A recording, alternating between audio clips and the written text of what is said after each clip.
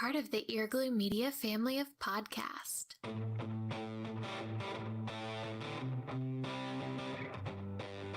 You're listening to the Cantina Cast, your home for thought-provoking Star Wars talk. Join Albert and Jonesy in breaking down the latest news, trailers, movies, and of course, your favorite characters from a galaxy far, far away.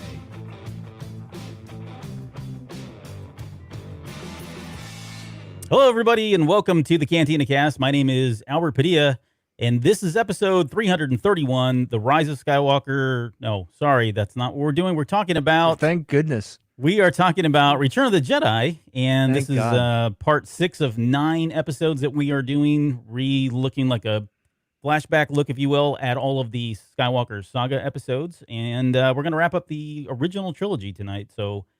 buckle in. This is probably going to be about a 3-hour show if we stick to the script. And that does not include all our fan mail and the contest winner and all that great stuff. So joining me tonight is the man with scorn in his eyes. Because I don't want to do a 3-hour show. I do not. I know you like to gab, but Albert, come on, man. It's 10 o'clock Eastern time. I'm going to pass out at like 10:30. Yeah, we're going to get to the Nanta. I joked about this, but we are going to break down Nanta's death, which is the poor little Ewok that gets shot by the ATST, and then the other a Ewok glorious tries moment in the original trilogy. No, it was a beautiful moment. It was beautiful. Well, we'll get to that when we get to that. Sorry, Sure. I don't mean to cut you off. That's right. I'm making the show longer by babbling. Exactly. This is your own doing, Mike Rondo. Yes. Or undoing. All right, well, let's get started. We're not going to do news because there really is a lot to talk about. But so we start these shows by kind of doing a tail of the tape, looking back on how much money this thing made, how much it pulled in. $32 million was the budget.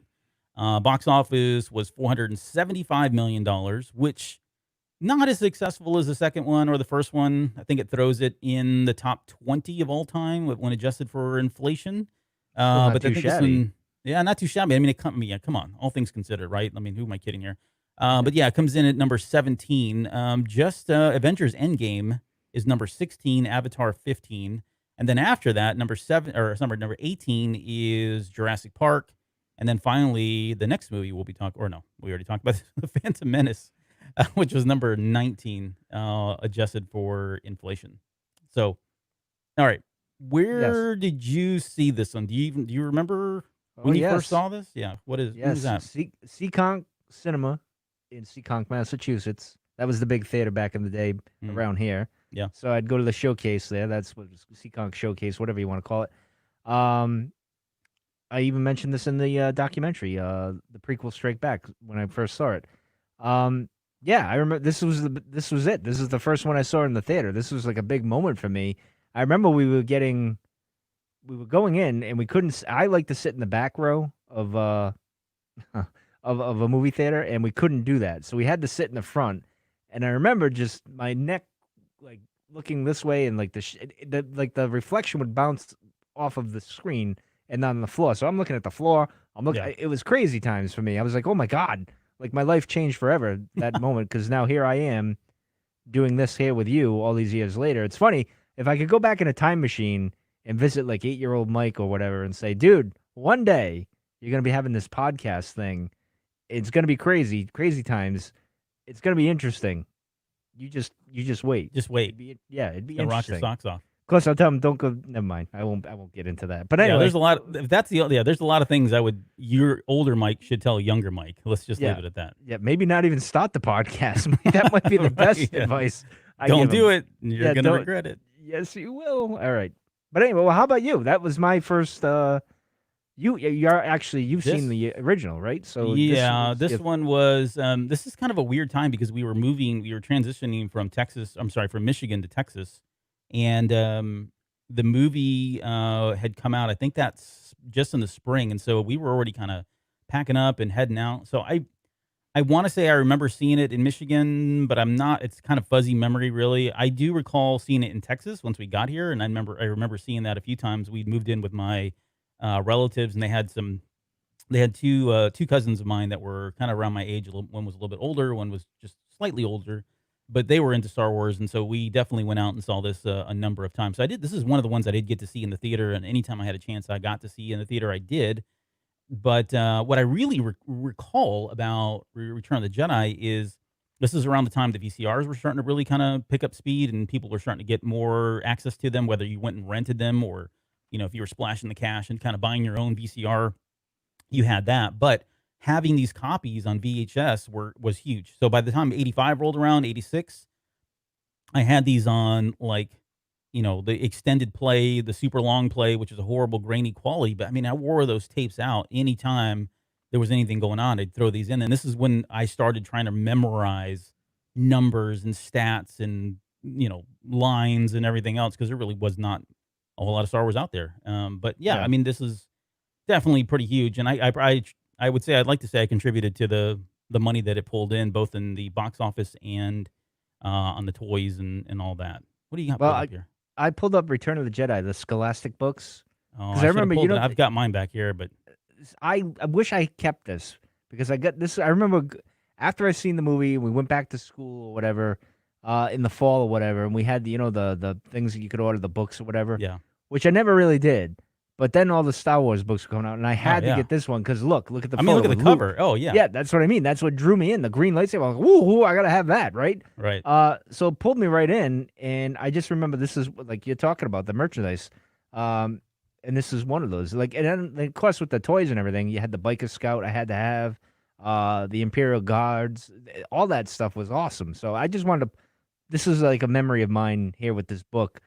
It's just funny that I remember this stupid book that I can't remember the book itself. It was just like a picture book. Yeah, if I it's got remember. it's got a lot of big photos in it. There's not a lot of text in there. Well, I mean, that's not true. There is A typical book I would read. Yes, a big picture book. big pictures, shiny Yeah. objects. Right. Yeah. Right Yeah. up your alley.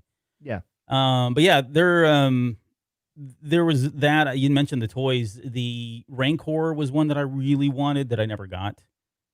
Just seeing that was pretty impressive. There were a number of marketing things that were going on with Return of the Jedi, and like we said, when we got to Revenge of the Sith, this did feel like it was the last one. I mean, there was even at the very end, like even during the production of this, and you go back and look at some of these interviews that were kind of running around circa 82, 83, and you've got like George Lucas himself saying, "Yeah, I've got other movies in my head, and I don't know when that's going to happen, if it will ever happen." So you kind of got this impression or this feeling that this was the last one. Oh, yeah. No one really knew what we were going to get from this point on. So it did feel like it was kind of coming to an end. And I remember one interview from Lucas saying, "Hey, I was, I set out to do 3 movies. I did the 3 movies, and he had Raiders of the Lost Ark, the Indiana Jones franchise was really going. He was probably looking Howard forward the to Duck. that. Howard the Duck. He had Willow coming up. I mean, there was just a lot of things that he was trying to get away from, Star Wars, not in a bad way, but he just wanted to continue to kind of expand all that. So, yeah, it was kind of an interesting moment to think that, are we ever going to get any more Star Wars? And this is what began, with the conclusion of this movie. This began what I call the dark times. Oh, yeah. And not to say that there wasn't Star Wars, because that's not what I was. There's a show I did called The Dark Times, and I forget when we did this, like a year ago. But really what I was trying to convey in that little short podcast, it's only like 15 minutes, but what I was trying to convey was there wasn't Star Wars like there is Star Wars today, right? Oh yeah, it was like a tumbleweeds for like 16 years. And you didn't have access to the internet. You didn't have access to all the media wasn't available. So like even today, if there was no Star Wars that came out, you would have access to a lot of Star Wars, even though it was already, you've watched it or read it or whatever, right? Yeah. That wasn't the case back then. So anyways, that's not this show. Let's do this. Let's talk about some of the off-screen stuff going into this movie, and I want to start with the title. So, and it's no mistake. I mean, you can kind of see it here in my background. I'm looking like it's really there because that's kind of movie magic stuff that's happening here. But Revenge of the Jedi, right, is the title, and you can see the poster back there. So for those of you that don't know the story behind this, Revenge of the Jedi was the original title for the movie. They took this to, and I forget the name of the producer at the time, or the guy at 20th Century Fox. They pitched this to, and he was originally, I can't remember what happened, but he's like, it needs to be Revenge of the Jedi, and so they left the title alone. They didn't mess with it. They went through the entire production of the movie, and then literally Should have stayed with Blue Harvest. It would have been well, yeah. Well, we won't get into that, but okay. Right before the movie came out, Lucas came back and said, "You know what? Revenge really isn't what a Jedi would do." So But didn't someone suggest they did a that to him? 0-hour change there. Didn't someone suggest that to him though? The title? Like one of the producers say, "Well, revenge isn't what a Jedi would do, right? Is it? Or am I? I'm fuzzy on this. I can't No, remember. it was like, his. It was his it was idea. him? He came back. Yeah, he came back and told the Fox producer stuff guys or whoever Yeah. it was and said, "No, sorry, but we're gonna change Change it it. to Return of the Jedi." Yeah. All right. And I then always. Yeah. All right. so they did That's one fine. poster, right? I mean, this is Yep. you can kind of see it there in the background. That poster's out there. It's worth a crazy ton of money if you can ever find it. I have And, that poster, by the way. Do you? I do. I have that poster. Someone's holding it for me, and someday Oh, she's going to give it to me. that's really But, nice of her. Yeah, it is. It is nice of her. Anyway, That's an she'll inside be- joke. That's our social media person. Yeah, Miss she'll Kat. be yelling at me in about 2 seconds when the feed catches up to the chat. So Yeah, 3, 2, continue, 1. Albert, if you will. But yeah, so that's the return. That's the Revenge versus Return of the Jedi posters. So that was one of them. But there was still another poster that came out, and that was the. Can you pull that up? Pull up the blue lightsaber being held up into the air, All right, hold on. Give me a second. Let me get to Google here. because that one did. I remember that very fondly, because that poster was the one that we saw in the theaters. I mean, I remember that in the theaters. Not any of the other posters. Not even this. I don't think I ever saw this Revenge or Return of the Jedi poster ever. But I recall the blue lightsaber poster, and that was kind of done on purpose. And originally, the story goes they were going to have Luke ignite the blue lightsaber. He wasn't even going to have constructed a green lightsaber. But when they got out to Tatooine and they filmed the scene on the sail barges and all Couldn't that, and see the it. skiffs, it was getting washed out in the background. And so they had to change it. And so from that derived the green lightsaber, which, when you look at this poster, you're like, oh, he's holding up a blue lightsaber. Well, that's not actually what it holds. So it almost feels like they were kind of pulling the rug out from underneath, but they really weren't. It's just they had a technical problem they couldn't solve. So Oh yeah. Well, when was this poster? This poster had to be well before. Like they've made this well before. they filmed and They've- did post-production yeah. stuff.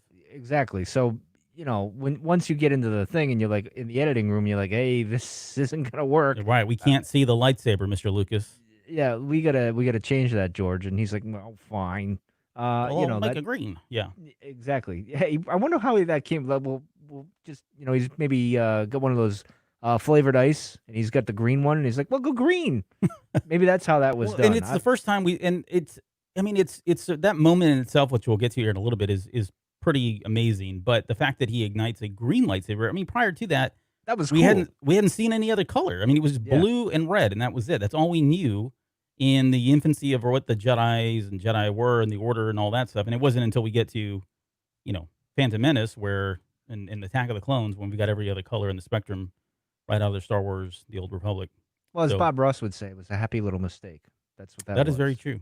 Because I think it was a better move. Like, you get to the third movie and you needed that, like, something like of a surprise. Like, whoa, like when we get to the scene, we'll get to the scene. Like, I know we're going to talk about it because it's actually Josh from Film Appraisers. It's his favorite moment, I believe. Moment all time. Yeah, I think so. Yeah, because of that music. That music's awesome. But all right, continue. All right, so we'll get into something slightly controversial. I know you don't care, but I want to I talk don't. about it. I know don't because care. well, I mean, at the end of the day, it's irrelevant. It Okay, is. It is, but we got to talk about it because I think it's. Alright, I mean, we're okay. talking about off-screen, on-screen things. I want to talk about Gary Kurtz. So, for those of you who do not know, and I'm not picking sides. I don't want to He get is. into all the He is. controversy. No. Listen. So, He if will. you don't know the story about Gary Kurtz, he was the producer. He was one of the producers along with Lucas. And depending on who you talk to, and depending on what day it is, he is either as equally influential as Lucas was in a lot of the things that happened in Star Wars and Empire Strikes Back. Not from the story. Don't get me wrong. I'm not pulling anything. The story is Yeah. Lucas's 100%. That's not what I'm saying. All I'm saying is he was not one of the guys that allowed Lucas to make a decision and not challenge him. And I think that was really good for Lucas. I think it pushed him. I think that's why we got great movies like Star Wars, and we got great things like in Empire, because in Empire, he was getting checked by two people. He was getting checked by Kirshner, and he was getting checked by Kurtz. Yeah. I don't think he felt comfortable with that and didn't like that. So going into Return of the Jedi, there were a couple of things, and this isn't the only reason. I mean, he'd already I think he left the Directors Guild Association or whatever that is, and he couldn't hire who we really wanted to go direct the movie, Steven. which was Steven Spielberg, 'cause- because he had alienated himself from that. Well, yeah. Steven said, "I want to win an Oscar," so sorry, I can't do it. Yeah, right. So So unfortunately, he couldn't do that. So he was really left between a rock and a hard place. Gary Kurtz had left, and he really had no other choice. So he ended up picking this. Was he Welsh? I think Richard Yeah. Marquand Yeah. to come and direct the movie. But the reason I brought up Gary Kurtz is simply because there was I guess a Kurtz version of the script that they had been working on along with Larry Kasdan. So Larry and George ultimately wrote the script for Return of the Jedi. Gary Kurtz had a say in a lot of that, and what we would have gotten would have been a little bit different. And this is kind of what we talked about in the last episode. You know, Luke and Leia were never going to be brothers and sisters, right? They were going to be two totally different people. And Leia was going to leave, essentially, Luke at some point early on in the movie and be like, hey, I can't be part of this rebellion. I've got to go back and, pick up the pieces from Alderaan and lead those people again. And so that kind of leaves Luke to kind of figure things out on his own without the benefit, of somebody like Leia. Yeah. There was going to be a lot less action in the movie originally, more focused, more character focused, more story focused. And that's where I feel like that's where Kurtz really wanted. And that's really kind of what I think Larry Kasdan probably does the best of, is develop character development, and not I think George does a great job with just the imagery and just these crazy ideas, the big ideas. Yeah, absolutely. And so I think there was a good balance with them there. And I think when he left, we kind of lost some of that balance. And then this really doesn't really manifest until we get to, I think, the Phantom Menace, which we're not going to talk about because we've already talked about some of the shortcomings there. And I think the other thing too was Han Solo was going to be killed in a raid. I think, Ford wanted out of this. He said yes to the third movie. They were still going to try to find a way to get rid of him at some point. And then as Lucas said, he sells action figures. Han Solo sells action figures. Well, that's a great segue, because the other thing that Kurtz really, really did not like, he is very outspoken. You can go out there and look at interviews, YouTubes, and this isn't stuff that he's putting out on his own. I mean, people are going to him and asking him these questions, and he's just being honest, or he was.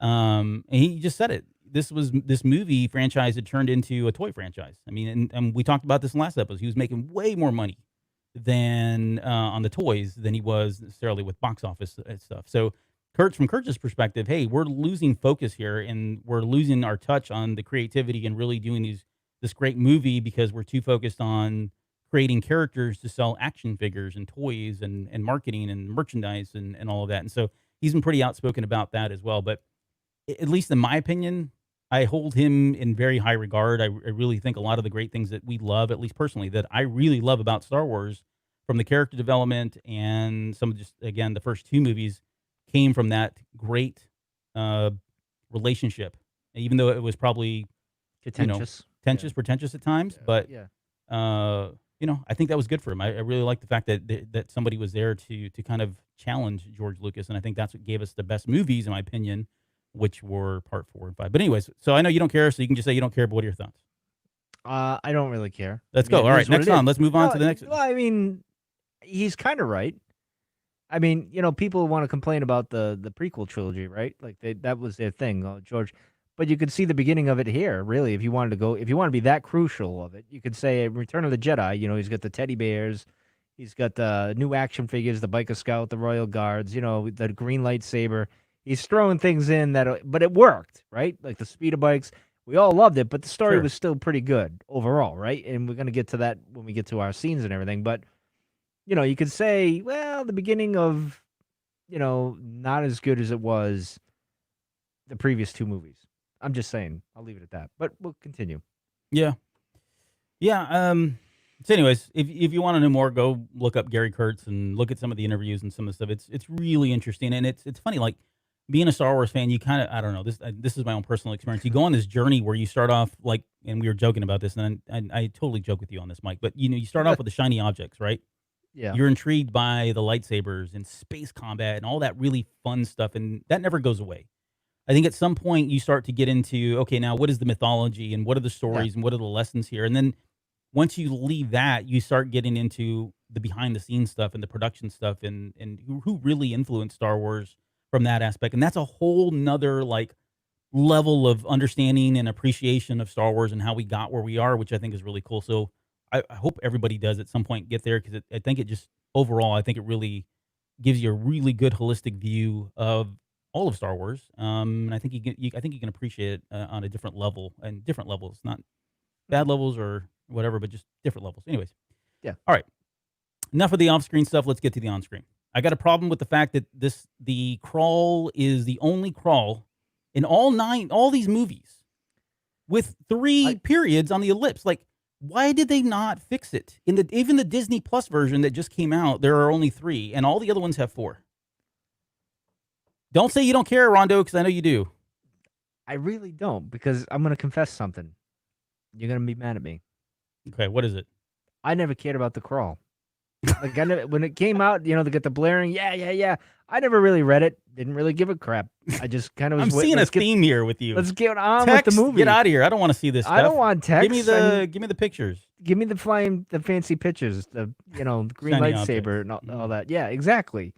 So I didn't really get into it all that much. I did when I get older. I get into the whole what it was really saying and stuff. But when I was younger, 8 years old, I didn't care about that. Get to the action. Get to the Battle of Hoth. Get to Luke igniting the green lightsaber. All that stuff. I didn't. Yeah. Hoopla. That was stuff for the adults to kind of get an idea of what the hell was going on at that time. That's all I looked at it. I get to the action. So I'm sorry that one dot upset you. It still does. For the last 30 some odd years. Sleep over this. I'm sorry. I feel bad for you. Okay, that's my petty moment. So thank you all for joining us tonight.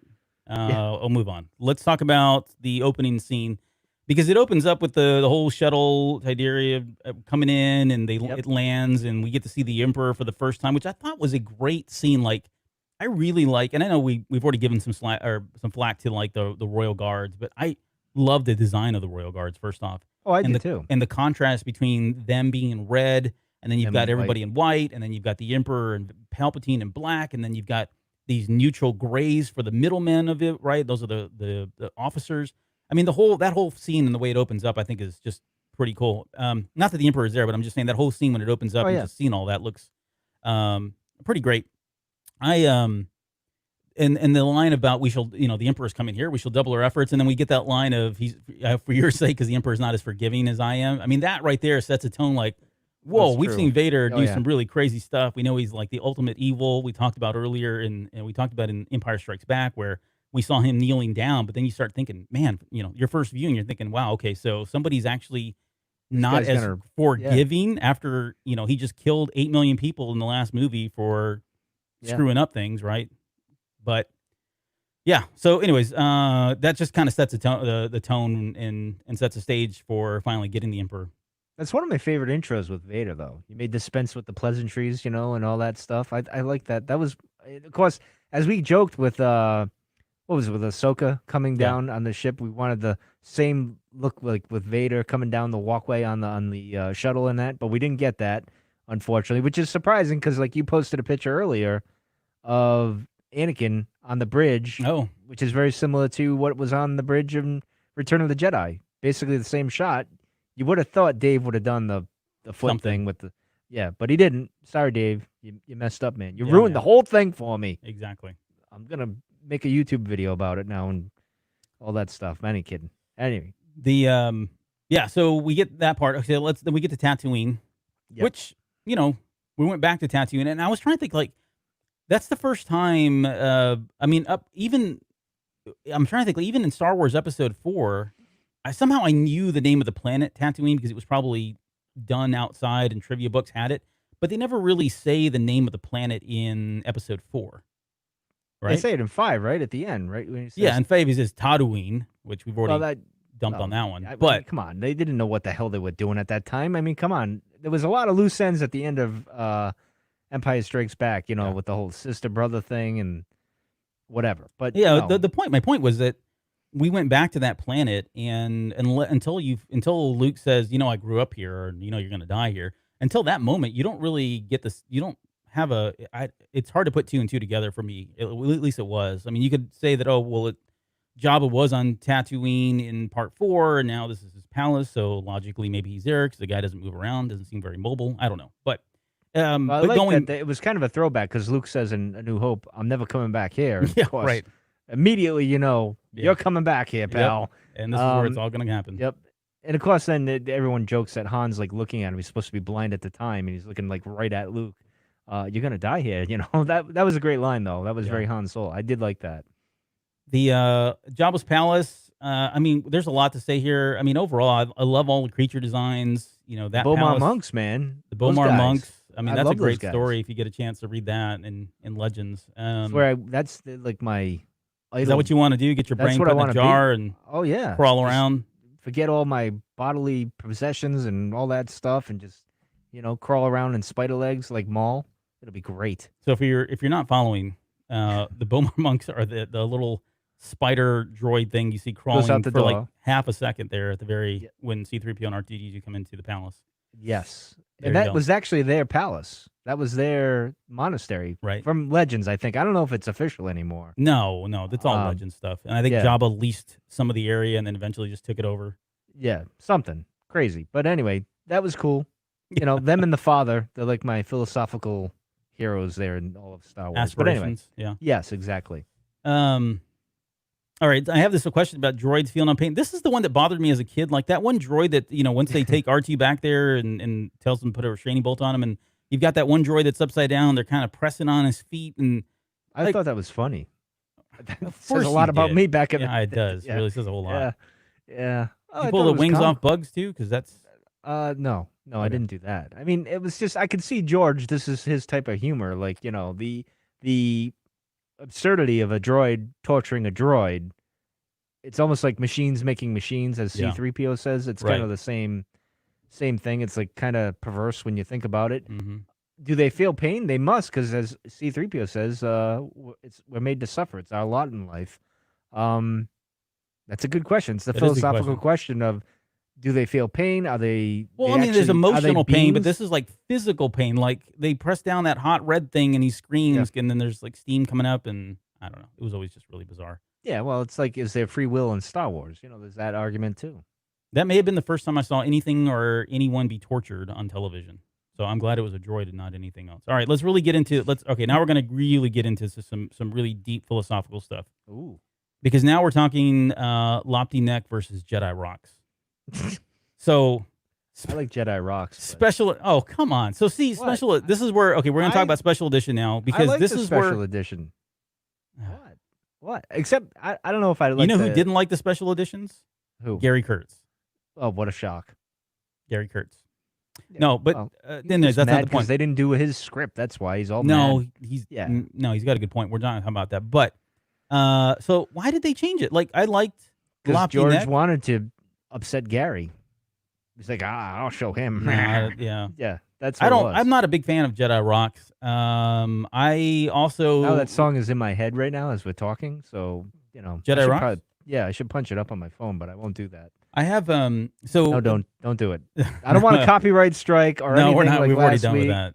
Yeah, we don't want to get in Disney's bad, side. So what you But may anyway. not know is Joseph Williams, who is John Williams' son, who is actually one of the singers. He's like one of the primary singers now for Toto. He's actually he actually is the one that did the song Lopty Neck. Like he wrote it and at the time and all that, and then they got rid of it, and so maybe that's why I'm bitter. But I just don't like the sound of it, and I think, and I've heard stories and unconfirmed stories. I guess I don't know. Maybe it's true or not. I've heard that at some point they were going to really try to put this out there as an actual CD or single or something and try to make money on Jedi Rocks, and so that's why it's got the different sound that it has. I don't know if that really fits in with 97 when the special edition came out. That's not the music I was listening to in 97. But I don't know. I guess I don't know. It's just one of those things where I don't think they had to change anything. I like to the be way the honest, original was there. Again, I didn't really care. It didn't bother me either way. I mean, I guess my excitement was, there's more Boba Fett, right? Because we got that, so I was excited about that. I don't know. I mean, was it needed? It's one of those things like we discussed before. Was it needed? Did it add anything? Like Jabba the Hutt being in A New Hope, did it really do much other than, like you just said earlier, like it connects to the Return of the Jedi where, Jabba's palace, we know about it, blah, blah, blah, that type of thing. So, I don't know. I don't know. I can see where you'd be annoyed, but for me, Okay. Let's talk about, all right, fine. Let's talk about Boba Fett and Leia's Boshin coming in with Chewbacca and all that. Because this is really where it starts to get interesting, right? Yes. And her coming in. What was her original plan?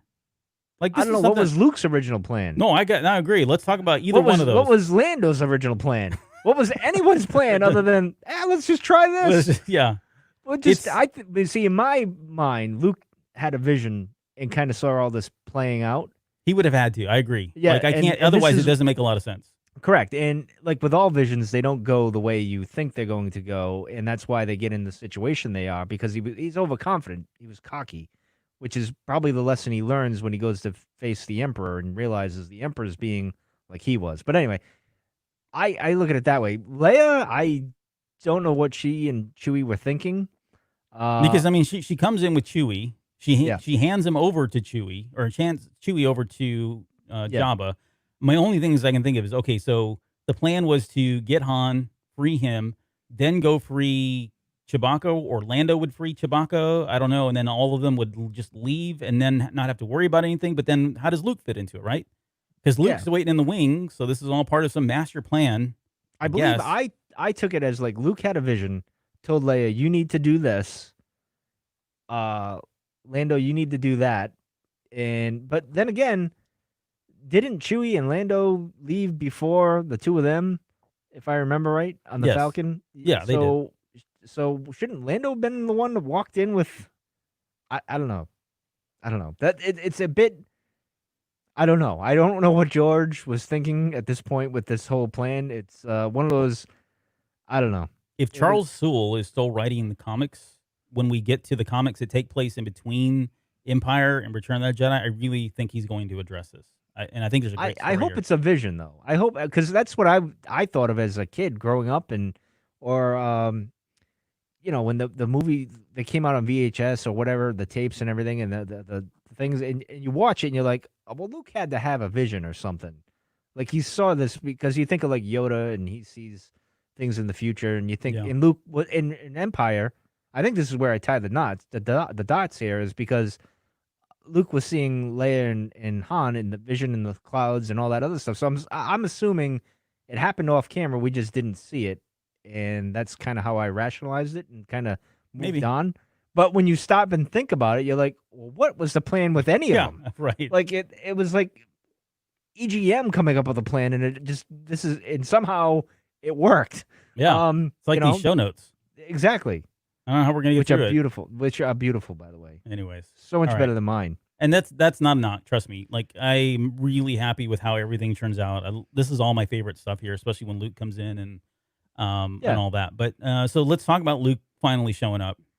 And I mean, there's so much, like, just the imagery alone, right? When that door opens up and he's standing there in the full cloak and robe, or whatever, and walks in, and it's very dark. It's very dark. He's wearing black chokes. Yeah, he's wearing black. I mean, the black alone was like, when you saw him, you're like, what the heck is going on here? He's supposed to be a good guy, and he's dressing like Vader.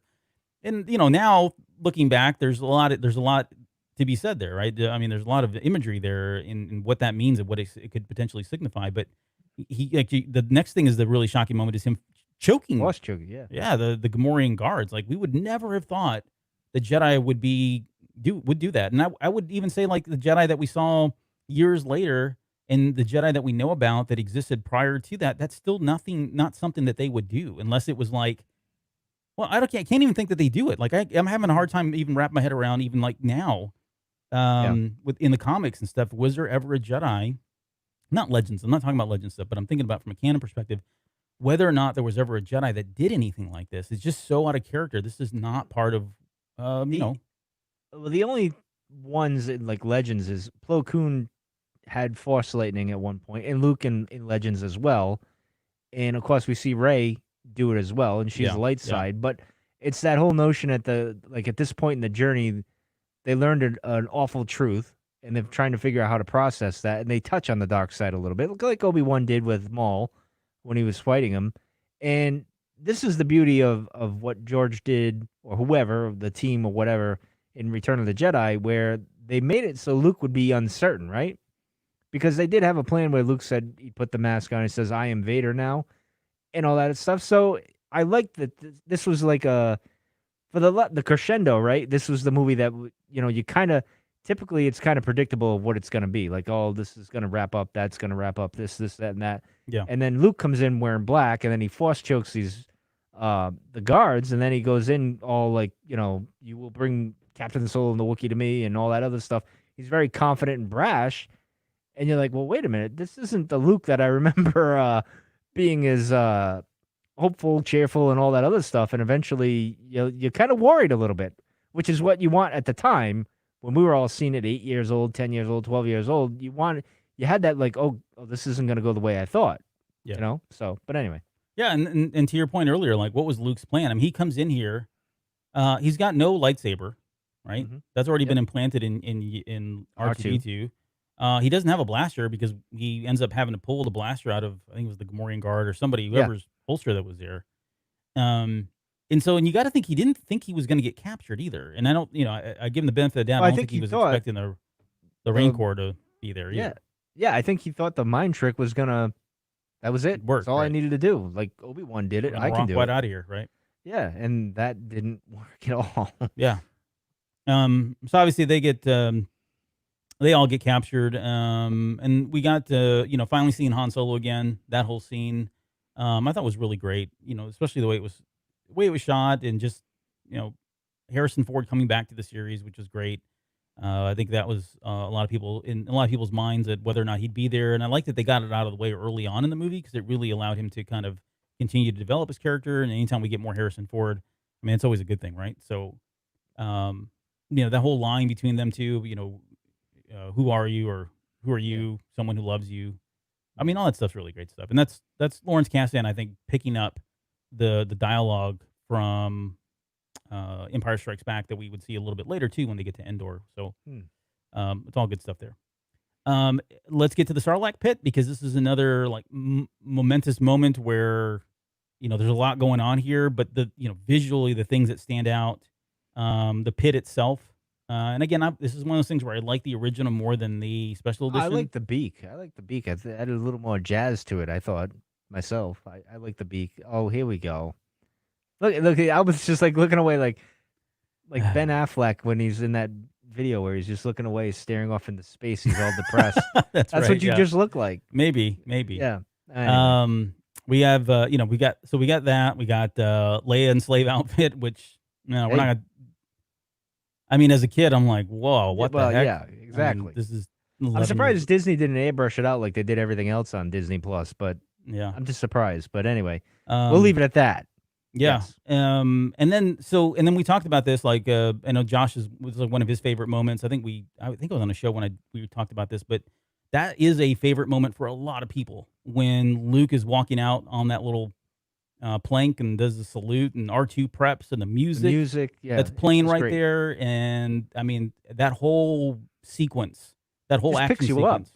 It really does. You want to get out there and do it. Oh no, it's very inspiring. Like, it's very, very inspirational. And it's very moving. The music itself and what's happening, and the fact that the one thing that always gets me, and it gets me even to this day, like having watched this movie just a couple days ago in prep for this show, is when he catches a lightsaber, it ignites it. It's not even igniting; it's right after that when he holds it and then does it. It's the look. He almost gives this little smirk, like, "This is all over now. I got it right." Yeah. That look itself is, I mean, it's like, just, hey, it worked. Yeah, right. I didn't think this was going to happen. Wow. Woo. But yeah, that's all stuff. The only downfall, I guess, the only thing that comes up short for me is the whole Boba Fett thing. And I don't want to belabor this, because this is where I really have problems with Boba Fett, and I know I've given him a hard time on the show. If you've listened to these shows, you know that I've given him a really hard time, because I feel like it wasn't a worthy death. It wasn't. Well, and I don't think we ever really dead. We never really get to see. I mean, he looks amazing, and his ship is amazing. But we never really get the Boba Fett that I think we all. What's sad is like his jetpack when he's flying is not. Oh, it's kind of like greatest but even American like, hero kind of thing flying. When he's going off to the skiff now, like when you compare it to what we see in the Mandalorian now to that, you're like, man, yeah, George, where were you? Can't you go back and just retool some of this a little bit? But they had their shot. Yeah, I mean, it wasn't the best. I mean, I remember being shocked and upset when he died. I'm like, no, and Han did it, so I was even more mad because Han hits him stupidly with the thing, and then Boba Fett. Yeah, Boba Fett, and that was the first time we heard his name, right? Right. Before it was Bounty Hunter or whatever. The only other thing I have with this whole scene that this is my pet peeve of the show. I'll mention this, and it wasn't a pet peeve until it was brought to my attention. I think around the special edition thing, and we had the internet, and this is the problem with the internet. Sometimes it ruins some things. Was the rope going back to the skiff and taken away, and don't forget the droids, that whole thing. But there was no rope. There's no place to hang that rope. And I'm like, it didn't bother me then, but now it bothers me. But I know it was a callback to A New Hope and everything. Yeah, New Hope and, some of the serials and all that stuff, Flash Gordon stuff. I mean, it's all right out of that. And, we turn a blind eye to that stuff because we're so lost in the moment, and it's so emotional, and there's so much action going on. But, when you start breaking it down, you could poke holes in a lot of things there. I mean, I took it as like it was part of the sail at the top, and there was a rope that came down, and that's kind of what they used, and that's kind of how I'm retconning that. Yeah, I don't know. I mean, it's a very heroic moment, right? Yeah. Beginning to end on a lot of accounts, not just Luke's part. Don't forget he gets Leia's and he gets hands shot in there. I mean, we get the picture that you showed, those images and him fighting up there. We see him deflecting bolts, which we hadn't seen before. Yep. He does it a few times, and I mean, I don't know. It's one of the greater moments, I think, in Star Wars, and there's a lot of great moments. Don't get me wrong, but it is one of the more inspirational, one of the more heroic moments, and finally kind of flying off and all that. So, when they take off in the skiff, and then it pans to them parting ways, and the music's playing. That's all really good stuff. I mean, I love that, but I don't know. That rope thing really just throws you off. It bothers you, huh? All right, let's talk about a deleted scene. Now, we haven't really done this much on. We've been covering these, but this is one of those deleted scenes where I felt like we probably should talk about it. I thought this was going to be in the Blu-ray. I thought they were going to add this. Like, I thought George was going to put it, but he did not, which I kind of wish he did. We're talking about the construction of Luke Skywalker's lightsaber. So if you've not had a chance to see this, you can go out on YouTube and look up Return of the Jedi deleted scene, Luke Skywalker lightsaber, whatever, something along that effect. You'll get to see it. I think this is it's not needed. I get why they cut it out. And maybe it was just pure fanboy in me wanting to see this. I think this is kind of weird. I actually enjoy the scene. I love the scene. I'm actually okay with it not being in the movie because I don't know that we would have that same feeling, that same effect when he ignites it, because we've already seen it, right? I think it pulls away from it, steals from it. But it is from the heroic moment. Yeah, absolutely. But the only reason I think it robs attention. They would add it in because at this point we've all seen the moment. We've experienced the, looking at it, igniting it, and then all of us going, whoa, losing our mind back in the day. Now I figured, all right, now is the perfect time to kind of put this in. And it kind of alludes to there's some sort of plan, I guess, is like we were talking about earlier. But I think the moment I like, it's not even so much igniting the saber. It's Vader calling out to him and then him saying, Father. I thought that was pretty cool. That part I liked. I liked it because it showed they are connecting in a way. Mm-hmm. You're talking about when he's constructing it? Yeah, when he's constructing it, I think before he even say, because he says Luke, and then you hear him say, I think Father, if I remember the scene right, and you see him do the thing, and then he ignites it or whatever. Yeah, and then he goes back to work, and then he ignites it. And the reison why that scene even works, and it plays into Jabba's palace there, if you think about it, it's like, oh, this is getting darker. Yeah. Because now it sets up their connection and their bond, and Luke's igniting this thing like he's you're getting that anger vibe. And then when we go into the palace, you see what he does there. It kind of, if you wanted to go a darker route, I guess you could say. I mean, the movie could have really went dark pretty badly for Luke when you think about it. But anyway. Yeah. All right. Well, let's move from that scene. We could probably talk about a lot more. There's a lot, and we didn't even get into like Han and Lando and some of the funny stuff that's happening there. But could have honorable mention for things that annoy is Luke's kick that didn't connect. JW brought that up, right? Yeah. And we've seen that anywhere. It's everywhere. Yeah. It's a GIF now. And it was a force kick. Let's just leave it at that's what it was. That's right. Yes. Force kick. Right. Yes, move on. Okay, so we finally get our official first look at the Emperor, and this is where we get all the contrast of the colors and stuff and all that. That's all great, but I think one of the Rondo, yes. One of the things that really stood out is in the walking stick. It was the walking stick. Yeah, let's talk about that because I want to dive into that a little bit more. Oh, I can't wait. Does he? Okay, so no, seriously, does he need this walking stick? This cane? No, it's like Yoda. He doesn't. Is it just a gimmick? It's a Yeah. ploy. People. It's like, make them think I'm weak when I'm really strong. not. Kind of. Yeah. Okay. That's how it is. Yeah. No, that's not. Didn't you see all those kung fu movies in the 70s and 80s? Come on. Oh yeah, absolutely. All right. So I'm surprised it didn't come with carrying buckets of water. And the thing where he goes Yeah. like this, and those are good movies, man. So there's two things here though that I want to just touch on. One is, for those of you who don't know, kind of behind the scenes a little bit here, but Ian McDiarmid's performance and Ian McDiarmid's portrayal of the Emperor is iconic in a lot of different ways, and we all know and love him. You're hard pressed to find anybody that doesn't like the Emperor, right? But what you may not know is originally Clive Revel or whatever his name was, the guy that did the voice in Empire Strikes Back. That's who Lucas wanted to do the voice, and Ian McDiarmid was really just trying to do. He was doing his own thing, but it wasn't. They were going to dub over it, right? And he knew that. And it wasn't until later into the production that Lucas finally came around to it and finally said, "Hey, I think they went to him." Ian said, "Look, Lucas is really liking this. Can you continue to do it?" And so he did. But there was a chance at one point that we would not have heard the Emperor's voice as we know it today, which I would think we would probably lose the cackle, because this is the first time we hear it, and this is in this scene. That infamous cackle now that we all know, like, it's ominous, and we heard it in Rise of Skywalker, and we hear it later on in this movie as well. I don't think we ever heard it in Revenge of the Sith, right? Yeah, we do. When they're fighting with when they're Yoda. fighting. Not the same, but yeah, when they're fighting, he does it. Yeah, when he's throwing things down on Yoda. Yeah, but that cackle is, it's a character trait of Emperor Palpatine and Sidious, which, thanks to McDiarmid's portrayal, we got. But one thing that really stands out to me, and to this day, I don't know, and I want to hear your thoughts on it, because I know you're a scholar of the Emperor, given your evil. But why is it that he comes off the shuttle?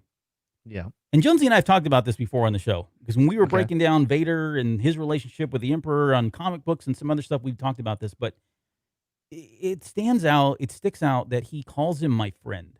Oh yeah, he does it. He does it several times in this scene. He says, "My friend." But in this scene, though, hold on. So in this scene, it does come, and I may be wrong. I'll accept it. But it does come across as though he's being genuine. And this could be just chalked up to, oh, well, it was early on. We didn't know the things we did. And so he was just taking it in a direction that maybe he didn't know enough of, or know better not to go that route. But do you think there was anything sincere in him saying "my friend" either in this scene or even later on?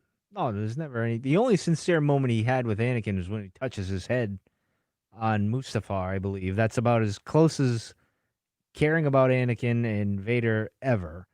And even then, I would say he doesn't care about Anakin. He's more concerned about, hey man, my property is, I put a lot of time and effort into this thing, and and Obi-Wan, I don't want to lose you.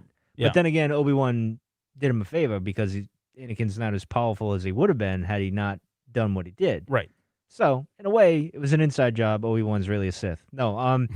So I always took this as he's reassuring Vader, because he knows he's foreseen things, right? Like, he kind of has an idea of what's going to go on, and he knows, but of course he doesn't know about Luke wanting to go before, he's around or whatever. But I think it's him just trying to reaffirm, like, I know you're kind of getting swayed to the light a bit with Luke coming into your life here, and I kind of got to remind you, you're my friend. And he says this back in the prequel trilogies, right? Like, oh, my friend, you're going to be more powerful than they can imagine. He pulls those little strings there. But it's also, I think, Lucas trying to set it up, like, at the end when Vader turns back to the light, like, there's a possibility he doesn't do it at all. And we'll get to that. When we get to that scene, we'll talk about it. So I think it was more like a combination. Yeah. But I think it's just him trying to reaffirm, because he feels, I think, in his mind, there's a bit of a pull of Anakin coming up, and he just wants to remind him, oh, you're my friend, Vader. We kind of buddies. We do this thing, and, stay on my side, kind of. Yeah, test the water, see what he can get. Reassurance. Oh, yeah, he might be doing that too. He might be trying to see where Vader is, so he could turn Luke at some point. Okay. So who knows? Yeah, I don't know. That's my answer, I guess. Yeah, I mean, it's hard to take anything this guy does or says as being genuine and sincere. So I'm with you there. I don't think it was. But it is just weird. It stands out a lot that he does this. He calls him my friend, and does it like 4 or 5 times in the movie. It's not just like a one-time thing. Yeah. All right, let's get to Yoda's final moments. So again, early on in the film, Yoda's finally kind of taking his last breath, which seemed like it came on pretty all of a sudden. But I mean, Yeah, like it's just just movie like magic. I mean, they got to get the story going here. He's got to die. So I think let's he's get this like, over with. I'm just checking out. Yeah. And this one, this doesn't bother me as a whole lot, but it does bother me now. Ever since the Last Jedi, this has bothered me more. But it's the line of when Yoda's talking Because to the him. movie itself, The Last Jedi, bothered me. No, Not what's no, coming this up is in this, but no. yeah, go ahead. This is Yoda saying, he's talking about. He almost feels like he's almost embarrassed. I think that's how I take it. Like, oh, when 900 years old, I don't know, the line. Look as whatever. good, you will not. Yeah, Exactly. Thank you. no That problem. line, he's not being vain, but there is a hint of vanity there. Like, why does he care what he looks like? He's a I think hermit it's that just- lives in a swamp. He's really concerned with whether or not Luke is judging him because he looks old. I don't know. It just seems. I think again, he's breaking the tension because Luke sees him as like, this dude's kind of checking out, and I need to train. What are you doing here, Yoda? You're supposed to be, this big, wise, strong Jedi, and here you are, frail and about to die on me. Yeah. I need your help. And so I think he was trying to ease Luke's fear, or whatever you want to call it. Maybe the fear. Or there might be a little bit of pride in Yoda, where Yoda's still hurting from the fall of the Jedi, right? Yeah. Where he's still kind of like, he blames himself for all that. Well, he As he definitely should. does. As Yeah, and he should. does. He should. And- I mean, he's and even vowed never. He doesn't even have a lightsaber. He got rid of his lightsaber and runs around. You don't see this in the, Yeah. this is in the comic book, which is canon, but he's running around with a bow and arrow, and he even declares, "I'll never use a lightsaber again because of what happened." I mean, he does, pay for his own sins in a lot of different, in a very personal way. Yeah. But it's just the vanity of it all, right? And I don't know. Yeah. Maybe again, that's my petty moment number 2. There's 2 more coming, so I'm just giving you Oh, a I spoiler can't alert wait. now. We've had a few of them already. We already so- have our yeah. I mean, we All right, already let's got talk to about the Ewoks. Yeah, so let's talk about the big moment, because this is the for moviegoers and at the time is this Darth was the- Vader my father? the big confirmation. We finally get it here that yes, indeed, it was his father, and how That was a weak delivery on that line, by the way, Hamill. Just so you know. I'm just saying. Vader, my father. Yeah, it was just weak. I'm just saying. But yeah, I mean, we got confirmation of it, and this is not, and which seems pale in comparison, because later on we get a big shocking reveal of just moments later about who his sister was. Yeah. But Twin sister. I love Well, the way he says that. But anyway, go ahead. not that moment. I'm talking about Yeah. in the same scene here a I little know, bit later. with Obi-Wan, yeah. With Obi-Wan, yeah. Yeah, I don't know. So this was, there was you had to wait 3 years. Although there was there's an interview, if you go out there and look at it, with David Prowse, who gave an interview and confirmed it all. But the internet didn't exist back then. So nobody cared then. Nobody Like, knew, who's nobody- this but- guy, but he spoiled bodybuilder it. talking. What does he know? yeah, meathead. Yeah. But yeah, Yoda dying. I know. So was it an emotional thing for you? No, actually, it wasn't. I think the more emotional thing was the confirmation of Vader being Luke's dad, and then Obi-Wan, and then we get the moment, which means a lot to me, is when you're older, when you're watching, like, when the sequel, the special editions come out, and when you get older and you see Obi-Wan say, many things you hold on to are from a certain point of view, or whatever he says there. I can't remember. Stupid me, I can't even remember the line. Yeah, You'd many think of the I'd truths we remember. cling to. Or Yeah. And then Luke says, now this one Hamill delivered great, where he just says, like, are you full of a certain point of view? right. The way he delivered that was good. That hits you because that's true in life. You know what I mean? But now it's been watered down because everybody and their brother says from a certain point of view now, and that moment gets watered down from, at least in my point of view. So, but Yoda dying, no, I mean it was sad, but it didn't really bother me too much. I don't know why. Well, I mean, it had to happen, right? I mean, it had to. Just You for kinda get the Luke's, idea. Luke's Yeah. development, it had to happen. Yeah. He needed to be kind of isolated and beyond. Even though the Force ghosts are there, Yeah. he couldn't. He needed to kind of cut that tie for his character, kind of take that next step. But I think some of the other great stuff that comes out of here, and again, this is more collaboration between Kasdan and Lucas, but we get a reaffirmation that anger, fear, aggression, right? He says it a second time here, almost verbatim from the lines that he does in Empire Strikes Back. About once you start down the dark path, forever it will dominate your destiny. He says this to him in his dying moments and dying breath. And he tells him that don't underestimate the power or the power of the emperor, or suffer the same fate as your father. And then, of course, we get the last line of, when I'm gone, the last of the Jedi, which, we get the title for Last Jedi from that. Last of the Jedi you will be. The Force runs strong. Your family pass on what you've learned. That kind of harks back to the Rise of Skywalker. Then Luke, there is another Skywalker. So there's a lot of, in just those 5 lines, there's all kinds of stuff that stems from that later on in the mythology and in the movies themselves. But that wasn't enough, right? That wasn't it. So he leaves, and then we get Ben Well, returning. don't forget, we got the line of when Luke says, "I am a Jedi," and he's like, "No, Yeah. you're not a Jedi, pal. You're not Don't a Jedi." whoa, calm down, pump the brakes." I thought that was a funny moment, but Well, continue, no. sir. So I didn't forget about it, because when Okay. we get to our moments, this is all right. it's going to tie into that. So I did Okay, skip all right, over it. very but good. All right, we'll come back sorry. to it. No, you're fine. All right. Let's talk about Ben's return, because this is where, man, again, I get it. This was 1983. The prequels weren't out yet, but now looking back, you got to think, dude, Ben, seriously, one, you never told him, and then 2, you're still not telling him the whole truth. What he tells Luke Skywalker here, retrospectively looking back on it, he's leaving out so many important pieces of the story. Well, it's truth-telling Sith, lying Jedi. That's the way it goes. Seduced by the Jedi- dark yeah, but- side, ceased to No, be Anakin Skywalker. I took it more as Luke was already shaken by finding the truth of Vader. You couldn't really tell him all this other stuff, because then he's getting closer to the dark side, right? So if you're in Obi-Wan's position, you can't tell him all until things have happened and settled down, and you'll be like, "All right, dude, come here. Let's pull up this log here and have another discussion. Let me tell you the real truth, which I couldn't tell you before, because, as Yoda said, you weren't ready for it, man." And was Luke really ready for the truth? Maybe not. Put That's a it good this way. point. All right, so we're in A New Hope, and we're sitting in the hut. Oh, by the way, your dad was this swell guy. Then he fell in love with this girl that he was obsessed with. Then he got seduced and tried to save her. And then the twins were born. He turned to the dark side, wiped out all the Jedi, blah, blah, blah, blah. You think an 18-year-old kid's going to be able to handle that? No, I don't. Who's And already- that's a fair so- point. I think from A New Hope, I get it.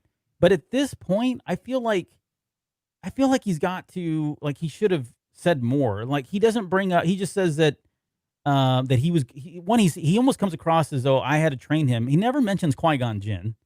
He never mentions I only They got to trained do him a because stat, man. Him and Qui-Gon didn't talk, man. I'm telling you. Oh, I know maybe. that whole a certain point of view book that says they did in the fourth. That didn't happen. Sorry, that's didn't happen. not true. But No, it didn't happen, and we'll find it in the Kenobi series where they have a discussion, and we'll get into that. Well, either way, no, Yes. seriously though, I don't think he doesn't mention anything about Qui-Gon Jinn, and I Mace didn't want to train Windu. him. He just says I took it upon myself to train him. No big deal. He just almost takes that, right. Whatever, I can look past that. But then he never brings up the Chosen One prophecy. Why is he never brings that up? And I think it's significant. I think it's significant in that, hey, we're all counting on you, Mr. Luke, because your dad kill was your supposed to dad. bring balance, and now here's why you need to go kill your dad. Right, exactly, because we all thought it was your dad. It's not him. It's actually you. You're the chosen one. This is why it's so important for you to listen to Yoda and to train and to go confront Vader and go take down the Emperor, because you have to restore balance and forth. I think that's. I don't think that's out of question. I think it's fair play for him to have said that. Now, yes, does it put a lot of pressure on him? Absolutely. Is he able to? Would he even be able to rationalize what any of that means? Maybe not. I don't think so, because look at him. He's already tapping into the dark side stuff. He's walking in, force choking people, communicating with Vader, if you believe that scene with the construction of Lightsaber happened. Yeah. He's dressed in black. He's going through the emo phase, the goth punk look. So you can't really. We all want to pick on Obi-Wan, and we've done that many times on this show. Yeah. Every time we dissect him and Yoda, we kind of throw them under the bus, and some of it's fair, but some of it you kind of got to see their point of view. And I don't think Luke could have handled any of this. And look at it this way: he trained his father. His father couldn't handle a lot of things, and look what happened, right? So I'm gonna be blatantly honest and truthful, and look where that got me with Anakin. Now here I am. I listen. Vader's got to die. I got to lie to the kid. I got to get my own way. I got to go a little Sithy here. Well, that's just the way it is, man. I guess, yeah, and that's probably fair, because I guess what I'm saying is nothing's really changed. The Jedi are still the Jedi. We talk about how they made a lot of mistakes in the prequels. Did they really learn from a lot of these lessons? No. No. So they had to do something different. They couldn't, But anyway, All right. I mean that we could do a whole show on that. Oh, I know. Trust me. There's more I want to talk about. We don't have time. Let's see. So we got and then of We're course at the we get hour the big mark, Albert. We're not. I'm watching the get- clock. Don't worry. Yeah, you better watch. We get to the big reveal of Leia being his sister. This does feel forced. I have to say, Does it? it does. I mean, I remember watching it as a kid. It didn't bother me, but like later Sure. when we started doing the podcast and everything, and you break it down and you see how between Empire and this, it was a work in progress, really, of how things were going. Yeah. And then when this scene here, you're kind of like, really? And then Well- I don't know. I mean, it's fine with it. I don't have a problem with it. I'm fine with them being brother and sister. Just the delivery of that seemed kind of very retcon enforced, kind of like last minute type thing. But this is me looking at it 20, 30 years later, right? So Yeah. take it for what it is. At the time, I remember being, oh, that's interesting. And then later on, maybe a week after I saw the movie, said he kissed his sister. Yep. Everybody was thinking that. Yep. But anyway. he kissed her, and And then he was George kind of like, competing with that's Han. that's how they do it. Yeah, exactly. So we'll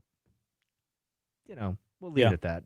There are a couple other things here, but again, I'm gonna table them because I'll come back to them. But it really has to do with his Luke's destiny here, and what Ben Kenobi tells him is like, hey, you got to go Yep. fight your Well, then father, the kill Emperor's him. already And he's won. like, I can't do that. I can't fight my father. Yeah, and then the Emperor's already won. I mean, that's talking about a lot of pressure. It's like guilting him into this kind of thing. And then Luke immediately is like, well, what about this other person? Wasn't there somebody else? Yeah, do I can't have they to go do this do kind it? of thing? Yeah, exactly. And he's That's like, kind of how "No, it came that's- across. That's your sister, and no, I don't think she's gonna do that.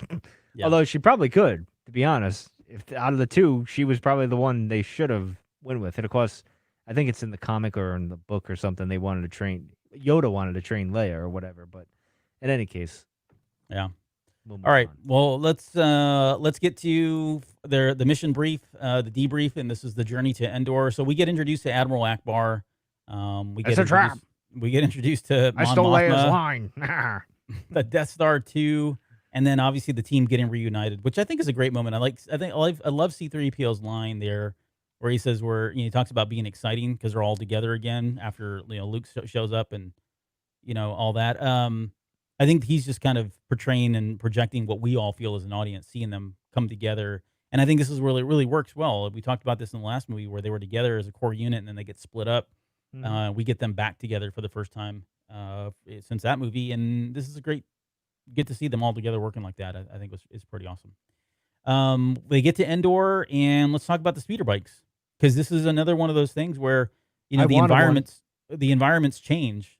Yeah. And Lucas is, if you go watch, I think it's Empire Dreams. It might be one. It's one of the documentaries. Lucas talks about this in his formula for changing the environments. He likes to do 3 environments in every movie, right? Mhm. So it's never the same. And he was talking about with Endor, he had already done desert, he already done snow, he did the clouds, and so really the only environment left for him that he could do with Forest. the money that he had was forest. And so that's why we got Endor, and obviously it was a return to a lot of the stuff that was in some of the original scripts with the Wookiees and all Kashyyyk, that Yeah. with Kashyyyk, yep. But we get the speeder bikes, the speeder bikes, which are, I mean, this is just pure adrenaline, and this is again where loved I it. feel like this is 100% Lucas coming in his creativity here. Everything from the sounds and the way it was filmed, and just giving you that Look. rush of adrenaline on those bikes, which I don't understand how anybody going that speed could navigate through trees. Like, I get Luke and Leia because they're force sensitive, but come on, you mean to tell me like these speeder bike guys, they've got to be scout troopers, they've got to be just dying left and right, like hitting trees nonstop. Well, they were. What they were in the action sequences, right? Maybe they Yeah, don't I drive that fast when they're like normally just going around. I don't know, but Well, I mean, I think there's a computer that assists. We'll go with that. yeah. Maybe. So I from don't a know, but it movie looked perspective, cool. it's awesome. But I like wanted one. practically speaking, why would you buy a speeder bike going this speed and a very dense forest? Seems like a really bad Right, idea. people ride dirt bikes in the forest like nuts all the time. So, but they're not going, 200 miles an hour or whatever. Really? Well, I don't know. I mean, look at the street bikes. The guys on the street, they're doing wheelies and almost 100 miles an hour and everything. So, I mean, Yeah. people do these things, But the speeder bike chase with Luke and Leia chasing the scout troopers. I mean, that's some of the best. Again, another just great action sequence. And then when Luke finally falls off, Yep. And just watch that scene and listen. Sound. Listen to the sound in the scene, right? Echoes and yeah. Oh my gosh, it's just so great stuff. I mean, this is Ben Burtt at his finest moment, and him jumping off, and then that speeder bike turning around, and then it cuts back to Luke, and then he ignites the lightsaber, and just that sound, and then it comes and chops the front off, and Yep. I mean, it's just all audio candy, if you will, right? Audible candy for the most part. So, but anyways. This is when this scene came out. I mean, everybody wanted a speeder bike toy, and this is what we played with, and we learned all the sounds and They do the little thing it would eject and all that stuff. I remember I had one. I did have one. yeah. And the I think it Biker broke into Scout. 2 pieces or whatever. Yeah, it was, it would pop up and whatever. And the Biker Scout, I had to have that. Yep. Great scene. I liked it. Yeah, and again, we got to see Luke deflecting bolts again. Yeah. So I mean, this is all great stuff. I mean, very very iconic and visually.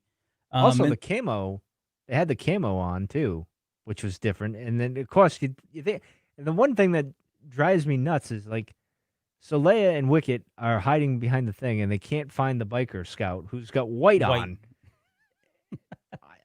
Well, yeah, But yet outside they of got the camo on, and one's a furry little creature. You think they would blend in, and the Biker Scout almost hits them, and which has got better aim than the guy that was in The Mandalorian, right? Yeah, because that's this true. guy almost nailed Leia. right. That guy couldn't hit a can 10 feet That away. guy couldn't. Yeah, exactly. So I don't know, but anyway, go ahead. Yeah. No, and this kind of goes back to the Imperial, the Empire itself. They tend to be all in white, and the only time that ever really worked for them was when they were on Hoth.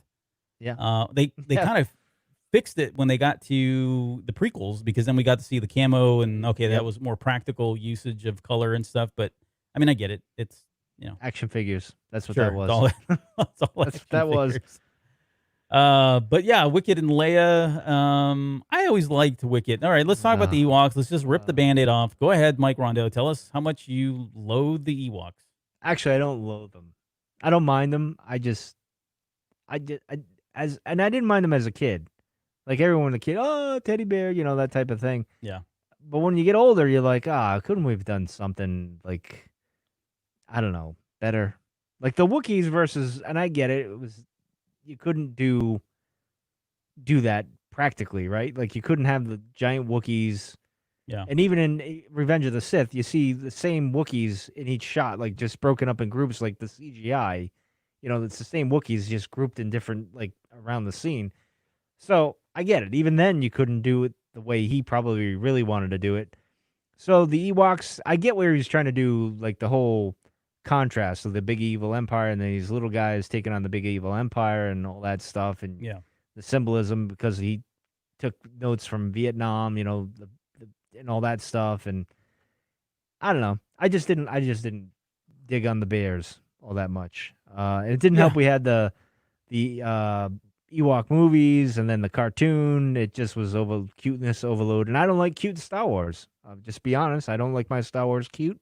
I like it gritty and, the way it should be. But, it is what it is. I can live with it because I got some of the best scenes in this Return of the Jedi anyway. So I can just wash it over and just, move on. But anyway. Yep, the good and the bad there for you. Yeah, exactly.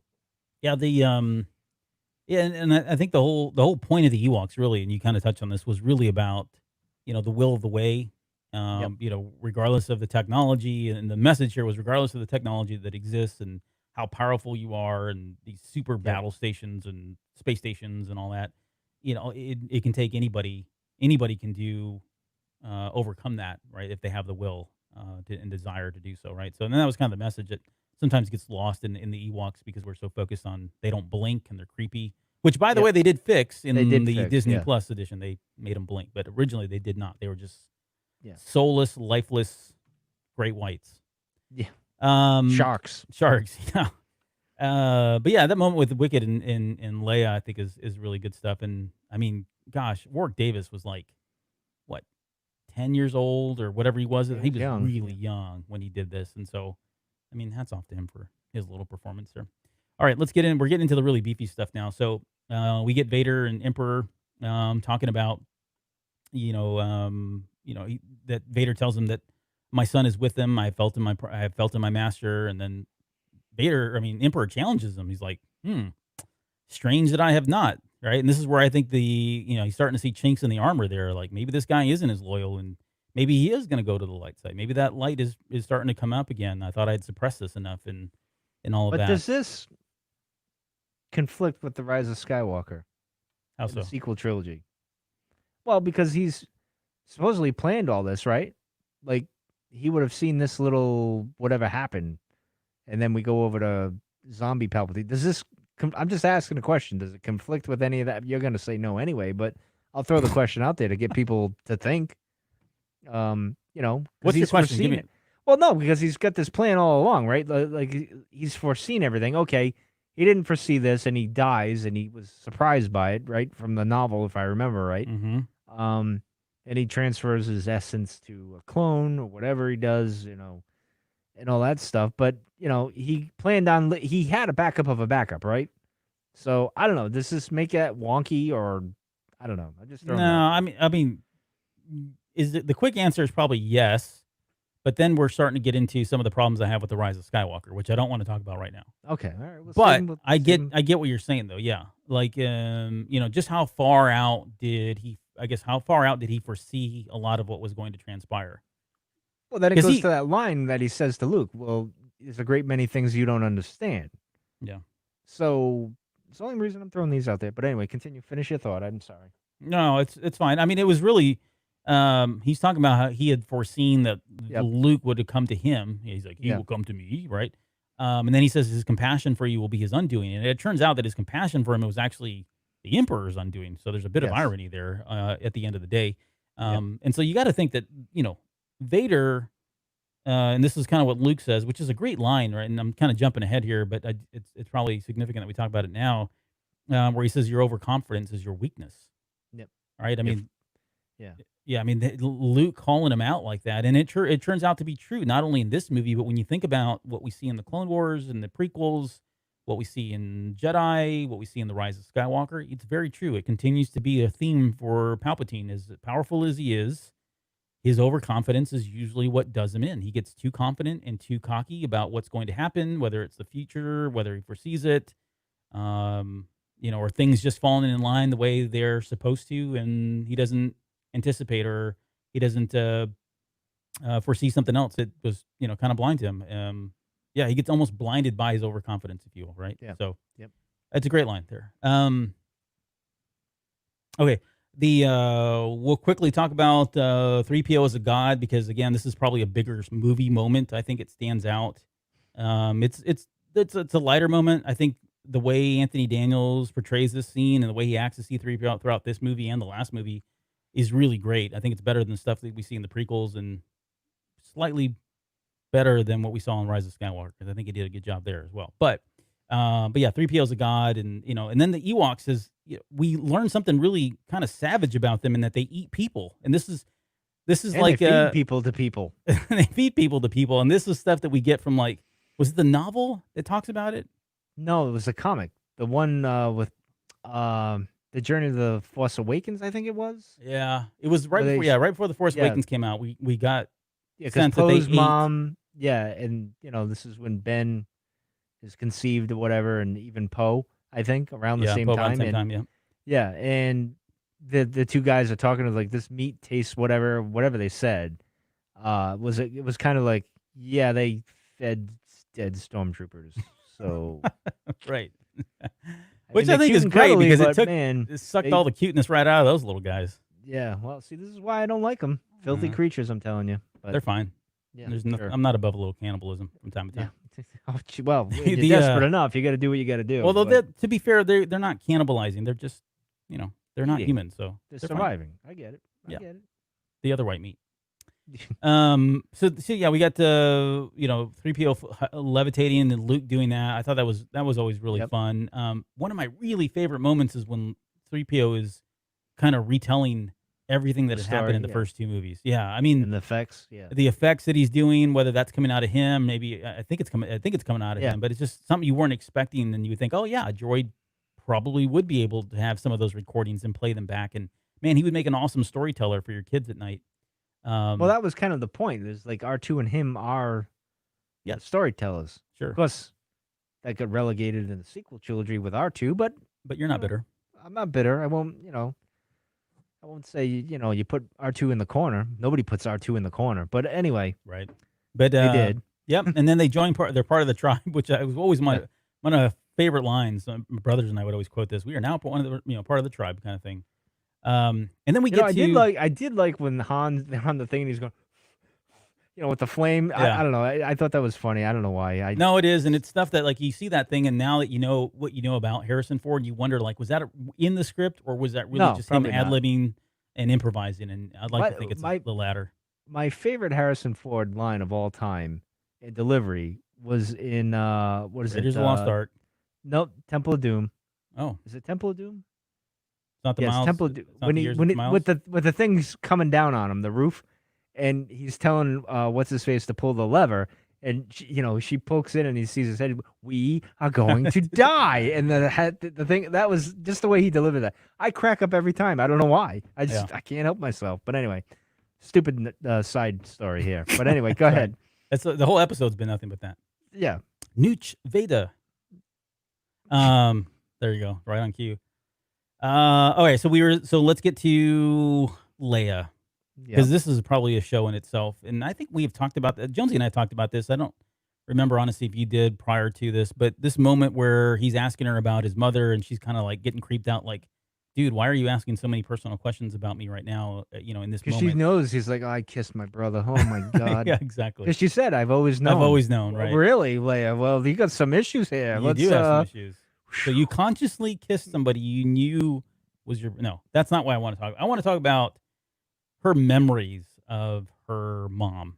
Well, I would imagine, and I thought about this after when you see the prequels and everything, and I say to myself, well, maybe Bale kind of had like pitches or something kind of around it, or she had visions herself, like Luke. You'd imagine she would, right? Like the Force is kind of creeping in at times where they would both have visions. Like Luke even says in the swamp, it's something out of a dream. Like I've been here before.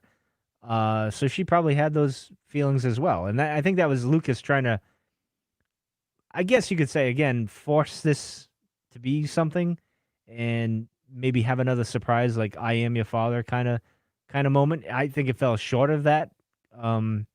I don't know. What do you think of this? Well, and over the years, I went through different phases of what my canon was, my head canon for this was. Yeah. Way back in the day, like throughout the 80s, and even into the 90s, before the special edition, I guess.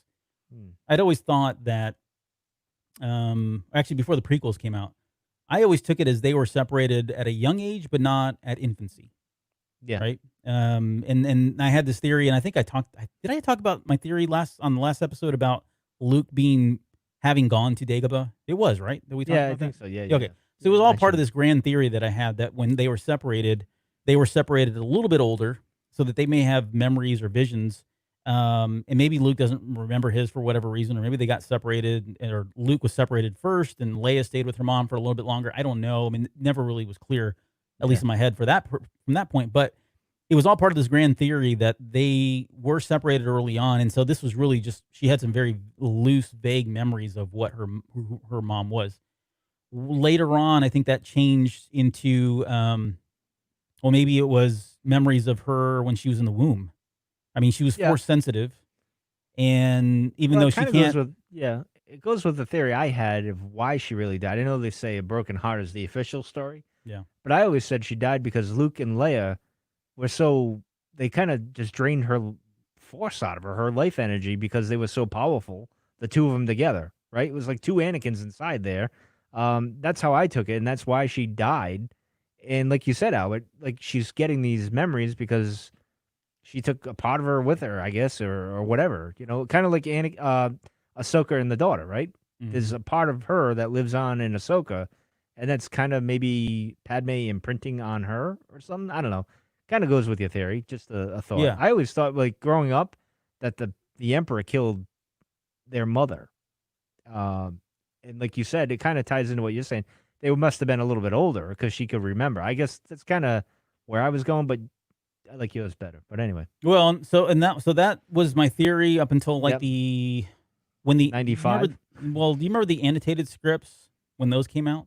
No. I think it was in the late 90s. I forget now when it was. Maybe it was 2000s. But when those came out, that changed because that gave you some insight into a little bit of where this came from. Because this was, and I have the passage. It says, this is Ben Kenobi telling Luke Skywalker. He says, when your father left, he didn't know your mother was pregnant. Your mother and I knew he would find out eventually, but we wanted to keep you both as safe as possible for as long as possible. So I took you to live with my brother, Owen. So originally, Owen was related to Ben Kenobi. So I took you to see my brother. I took you my brother Owen on Tatooine, and your mother took Leia to live as the daughter of Senator Organa on Alderaan. Yeah. Your mother took Leia. So mom was still alive, right? At least in the original script, and that would explain why she says I only have vague memories, feelings, because she did know her. I mean, she was with her. She traveled with her in the original script too, or at least in one of the versions of the scripts. She traveled with her to Alderaan before the baby was handed off to the Organas. Yeah. And then brought up, and then that begs the question: okay, so what happened to who we know Padme to be after that, right? Right. But so anyways, that's when that all changed. And then now, I mean, these days, it just kind of stick with the, she's probably talking about, her mom and on Alderaan, and not necessarily her real mom, and she's just kind of blended the two together because he tells her like, what do you not, I want to know, what do you remember about your real mom? And I don't know, it just feels like maybe it's just kind of a blending now, and she really can't distinguish the two. But I always thought it was sad when Luke says, "I have no memory at all." yeah, exactly. I felt bad for him there. I don't know. It just So again, that plays into the original script a little bit, right? yeah. Because he didn't grow up with her and he didn't travel with her. Ben took him, she took her. Yeah. But the thing that always stuck out now, I think more than anything, especially after the prequels, was she says images, really feelings, beautiful, kind, sad. You think of somebody like Padme and where she was in her life right before she died, and that's what she had. That she was all those things, which goes back kind to and sad. Yeah, like the imprinting onto that's kind of how you could kind of say, all right, that's how it works. You know? But anyway. All right. Luke gives himself up to Vader.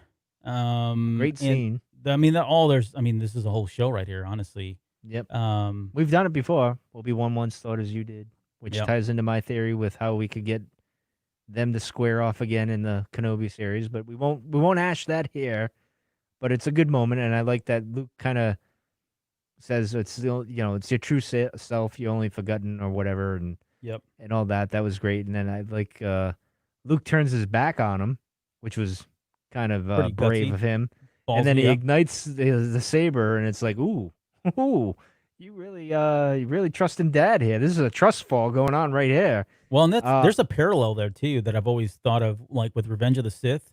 Yeah. When Palpatine turns his back on Anakin, and Anakin lights his ignite saber up when he finds out that he's a Sith, and he doesn't move, he doesn't flinch. But I love that parallel. And I don't know if that was intentional or not, but there is similarities there. True. But yeah, I mean, the best thing about this scene, and we don't need to dissect every single line of it because we certainly could do that. But the best thing about this scene for me is always the fact that Luke Skywalker in this moment is really putting it on thick. Like we see these Sith, we've seen the Sith up until this point lay it on pretty thick about give into your hate and be evil and turn and join me and all that stuff. And we get the inverse of this with Luke Skywalker, all the way to the fact that he says the exact same line that Vader says to him in Empire when they're out there. He says, "Come with me," right before he jumps off the little weather vane thing there. And in this moment here, we get the inverse of that. Luke pours it on really thick and even says the exact same words, "Come with me." To which Vader responds back, "Obi-Wan once thought as you did," right? But yeah, that just the fact that he's really, really trying to lay it on thick and guilt him or make him come to the light. I thought was pretty poignant and significant, of course. So, of course, then you get the long elevator ride. Oh, that's awkward. in the Death Star. Yeah, the awkward. Of course, even the flight back to the Death Star has got to be a little awkward, right? Yeah. Like, you Yeah, know. what was mom like? Yeah, that first question. So, Dad, what was Mom like? Yeah. Oh, she was awesome. Yeah, I know.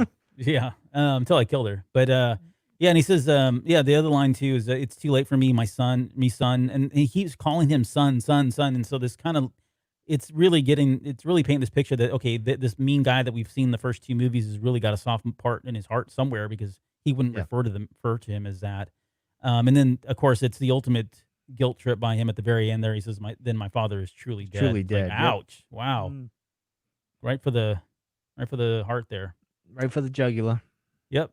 Let's get to the Luke and Vader, when they confront the Emperor. So that's where, you kind of talk about, they make their way up to the Death Star. And Luke comes out.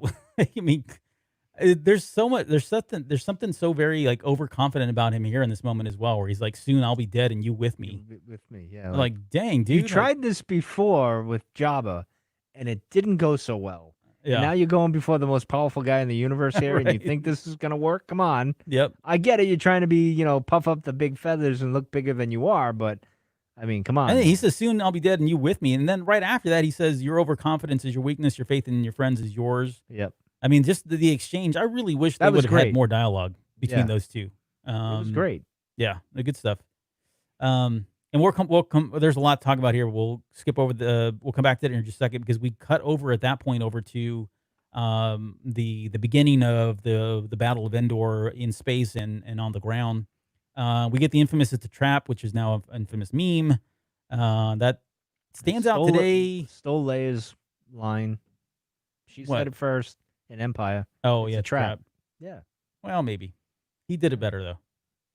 It's a trap. Well, I don't know. That was a good one though. Yeah, it was a good one. Thank you. Yeah, I'll I got a couple in me. So that one's good. And we'll get more to the battle itself because I want to get some overall thoughts when we get to the actual space battle. But then we're not going to break down every line, but the tension that happens between Luke and the Emperor and how he's just egging him on and really getting under his skin, right? To the point where he says, you want this, don't you? The hate is swelling in you. because you could feel the hope falling out of Luke there. Yeah. With the fleet getting decimated, the friends down below they're in a trap. He's really pinned into a corner here, and he's got no hope but to give into his anger or his, fear and all that. And that's exactly what the Emperor wants here. You can see it in his face. Like you can see like, I didn't want to, I was so cocky 10 minutes ago. And here I am. He breaks him down just slowly and methodically. And it's all part of his plan, and which is what we give, we've got to give Sidious credit for a lot of things, especially his just planning. I mean, who else could have taken down the Jedi Order in the way he did and how long that took? I mean, he does play the long game. He's got a lot of patience when it comes to breaking down these things. So that's certainly to his credit. Yes. Okay. So overall with the Battle of Endor, I mean, like, what are some of your, like, just visually, since you're, the shiny object guy, what were some of the things you liked about the Battle of Endor? The Ewok dying. No, come on. What? That was going to be my scene, by the way, everybody. I was going to go with that just to upset all of you. Yeah. Because I'm a jerk face, as some people have called me. But to that point, I will say this: at 8-year-old Mike, when he saw the Ewok die, it was a little bit like, ooh, I wasn't expecting that. Yeah. That was like one of those deaths that you had an emotional connection to because it was a good guy dying, right? So you kind of like, as a kid, you're like, oh, whoa, this is getting serious now. Like they weren't supposed to die. Right. What he did, the teddy the good bears, you guys. can't just kill the teddy bear. Yeah. But as you get older, you're like, hey, cool. That's cool. Vader should have skewed a few, but that's a whole other thing. But the ATST was probably my highlight. Like, I like seeing those chicken walkers, which were pretty cool, which is a different variant. And I learned this recently with the Mandalorian. Yes. They mentioned that the one on Hoth is a little different, which actually is a better looking model than the one that was in Return of the Jedi. So that was pretty cool. But yeah, that, and then I guess when you look at it, the low tech versus the high tech thing, it was kind of an interesting dynamic, right? That was kind of highlight. I like that, but that's about it. And then Han being Han, hot wiring it, and then Chewie get down here, blah blah blah. It was all good. Yeah, no, there's great moments in there. For the Ewoks, I mean, just seeing things like gliders, catapults, the traps, The logs hitting the thing. logs, lassos on the front of the speeder bikes, and then just I lots want and to lots know, of when rocks. did they plan for all this? Like, when did they put the logs so that they would fall in the ravine? When did they do the thing? Like, were they building this for months, and then they showed up and like, hey, we can do this because we were going to do this anyway, guys. So you just accelerated our plans. I don't know. I don't know. All It's right. movie magic. I think, yeah, Okay. suspension of disbelief. Yeah, but you're right. Okay. There was all a lot of prepping that had to happen, and there was no time to do any of it. So Yeah, like they're not we're just building going to that accept it. in a day. That's like months of planning. But anyway. Yeah. We got the thing. I think I got it. And then the door closing. I mean, that's all great comedy there. Yep. Leia saying "I love you," and then I know. All right, flashback to Empire Strikes Back, which that's Yep. good stuff. And then the space battle going on. All right, this is kind of a Star Wars recipe where we've got multiple battles on different fronts, Yep. and they're all kind of coming back and forth, and you're The jumping in formula between them. of bringing them down and then building it back up, like Yeah. give you the no hope to hope type of thing Right. to turn into the battle. That's a classic Lucas thing, but continue. This space battle was probably my favorite. It was for the longest time. Yeah, right when this came out, this was like the apex in terms of what we saw for space battles.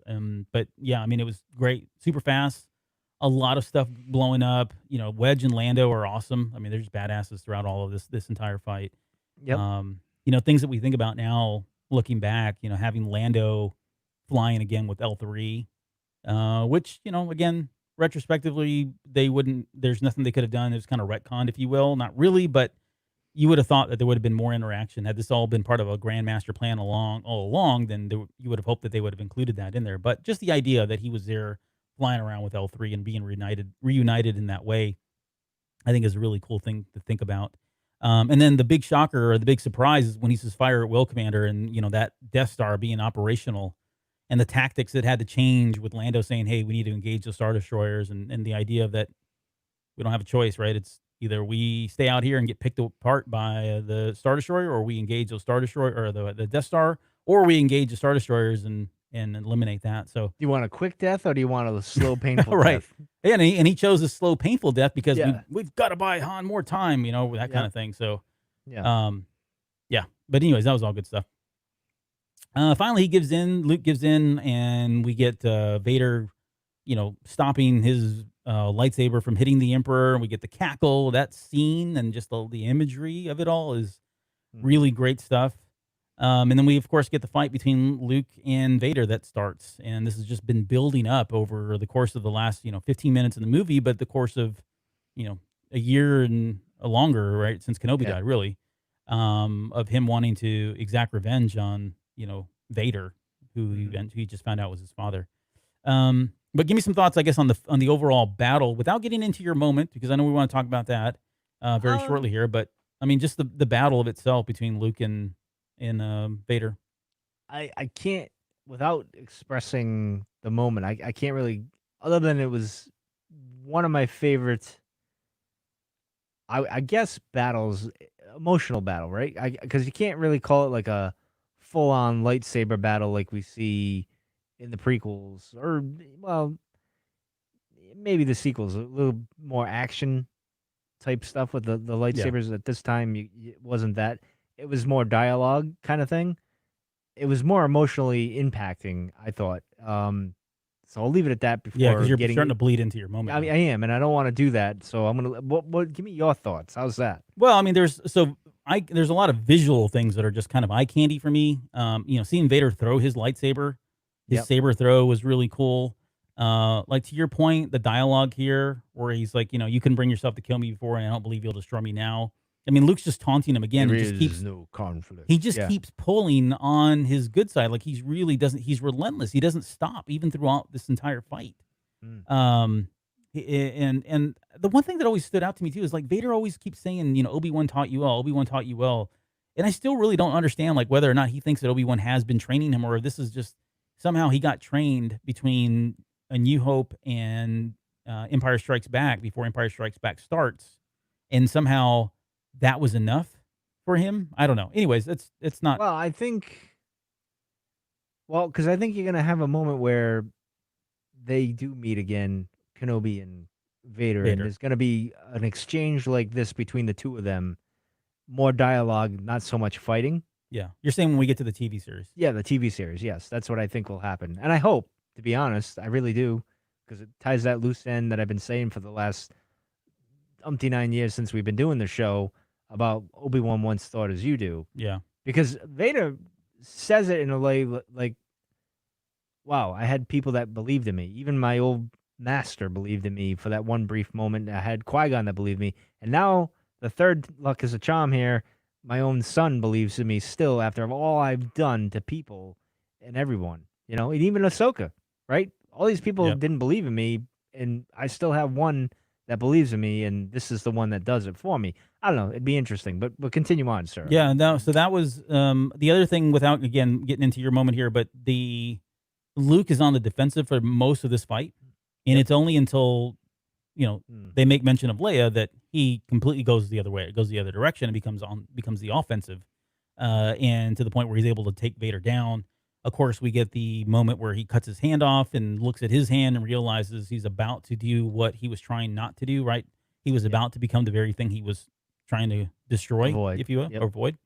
And then him finally just turning to the Emperor and saying that he had lost and that he had become a Jedi like his father. Him getting shocked with Force lightning, we had not seen that before. Mm-hmm. That was, like, again, another layer of the mythology and the powers of the Jedi and the Sith. I do have a nitpick, being able to see that. What's that? I do have a few nitpicks, though, with this whole throne room. This throne room, I mean, we won't even get into the Rise of Skywalker with the door on the side that wasn't Never there. But, yeah. But when Vader throws his saber, knocks the stairs down there, right?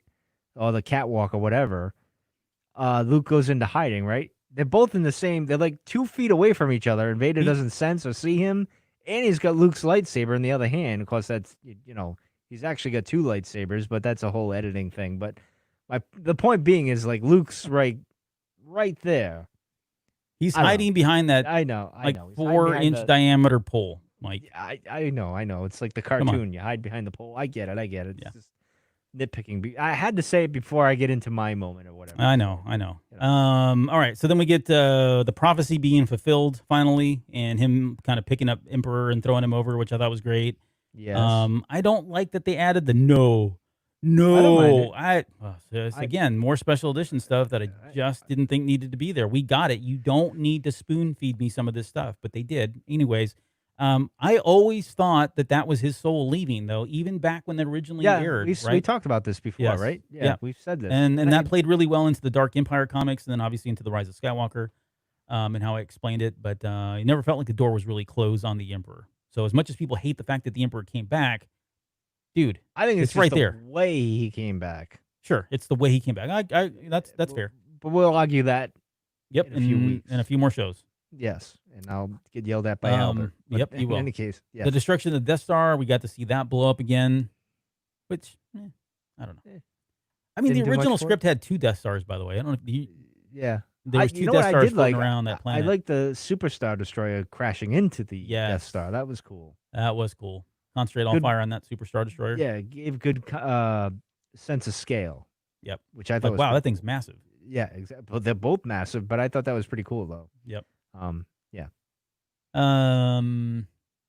Okay, we get to another big moment where Luke finally pulls the mask off Vader. Yeah. I don't know. That was jarring for me as a kid. Like, not at all who I expected to be. Maybe, I do remember, like, it was like a Scooby-Doo episode. It's like, right. That's the guy. But it doesn't bother me. It was all right. It was just like, that's him. And like Luke has this look of like, oh, that's my dad. Oh, okay. All right. I thought you were gonna be handsome, but and I guess that lava thing kind of didn't work out for you, huh? Yeah, I don't know. It was weird. Like Sebastian Shaw.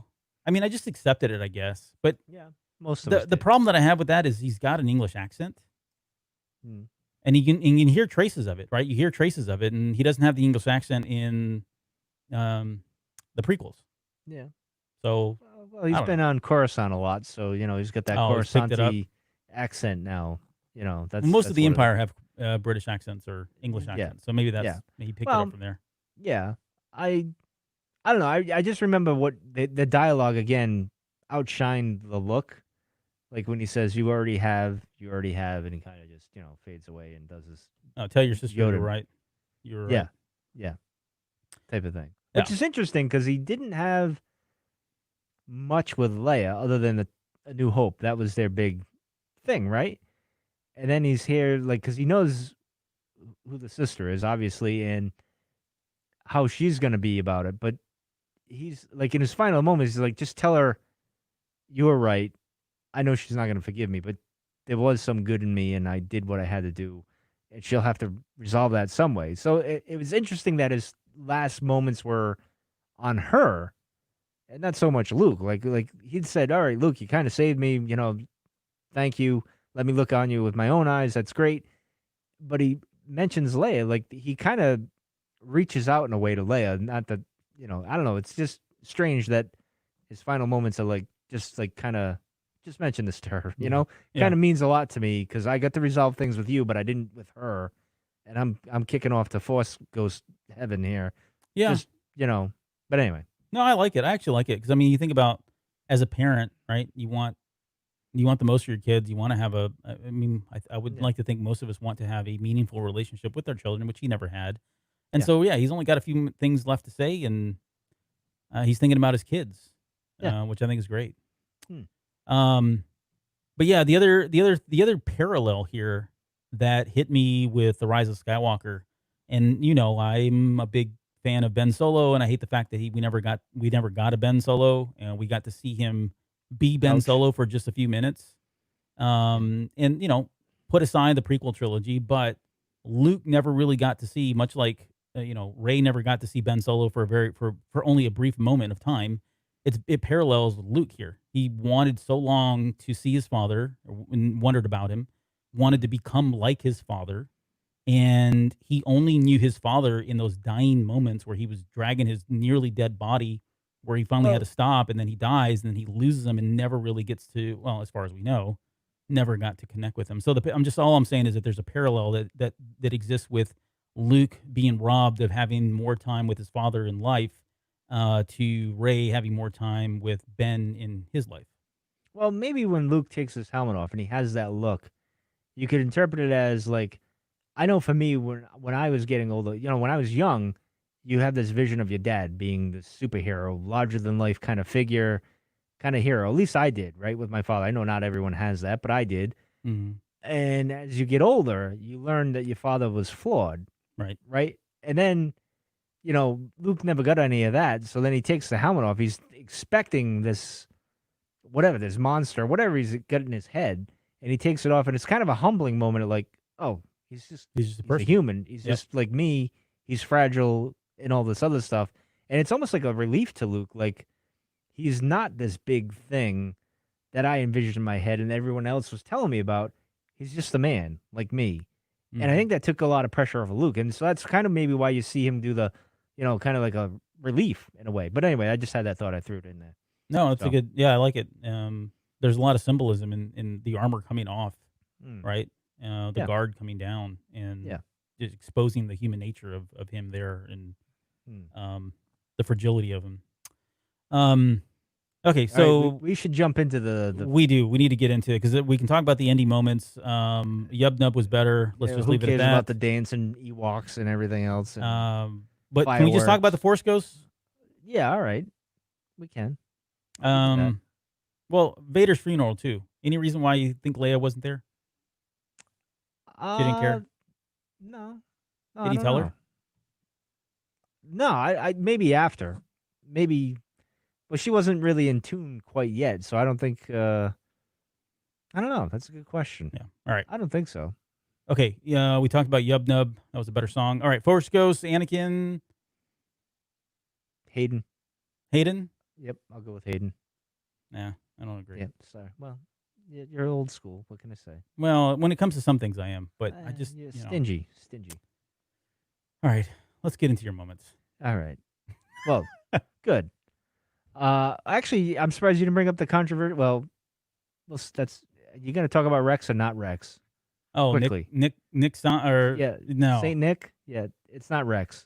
I'm it's not. sorry, it's They've not. never really officially said it. I Yeah, and I know I know. posted something Yeah. about it, and I'd like to see the story of just who that character is, regardless if it is or not. If I'm not It's saying that it not. is or isn't, I don't think it is. It, But if it, either way, I it's just whatever think you it's want it to I be. think it's a funny moment that they show him and he's sitting there and he's got I want to know what's going on there and see it, and more than just, oh, he's putting on the armor. I get it. Well, when they He get to put the the certain armor point on. I get yeah, that yeah, when they get to the certain point of view, Return of the story. Jedi, Yeah. they'll tell it.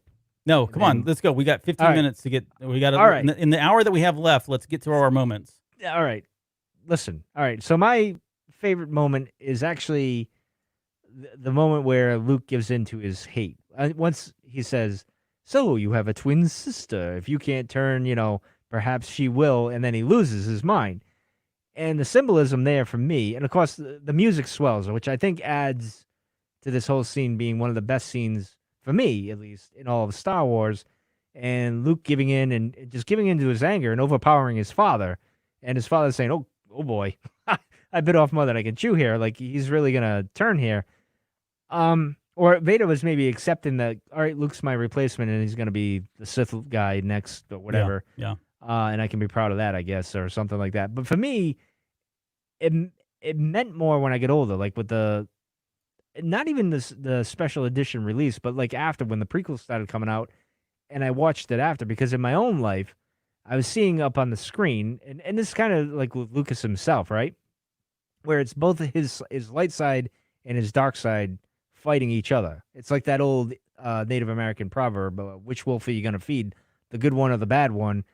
Which and it's kind of like playing out right there on the screen. Yeah. And me emotionally, as a young man that was going through things and trying to figure out where I'm going to go, am I going to go to the dark or the light? And you see it visually up on the screen, and the music's swelling. It's almost like a religious experience between the two, because and again, it's like the Duel of Fates, kind of like it's got the voices and everything. And you see the contrast of the green blade and the black, and then the black. I'm thinking of the dark saber here, Red. the red blade, and then going back and forth, and you see Luke giving in.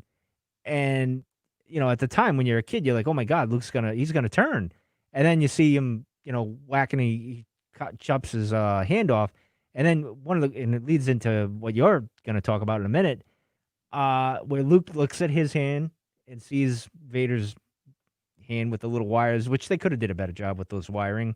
Just saying, on the hand, and he pulls himself back, which Anakin could not do. Like as Obi-Wan says, you become the very thing you swore to destroy. Yep. And Luke could. Luke pulled his, and this kind of gives Obi-Wan the belief, like, yeah, I was right.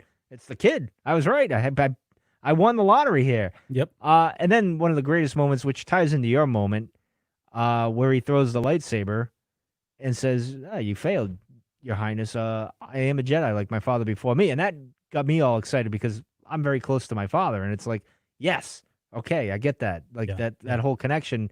I actually took the good path, and all that stuff. But yeah, that's one of my favorite moments of all time is that whole scene there with the music and whatnot. But anyway, no, it's great. thoughts? I mean, the music is.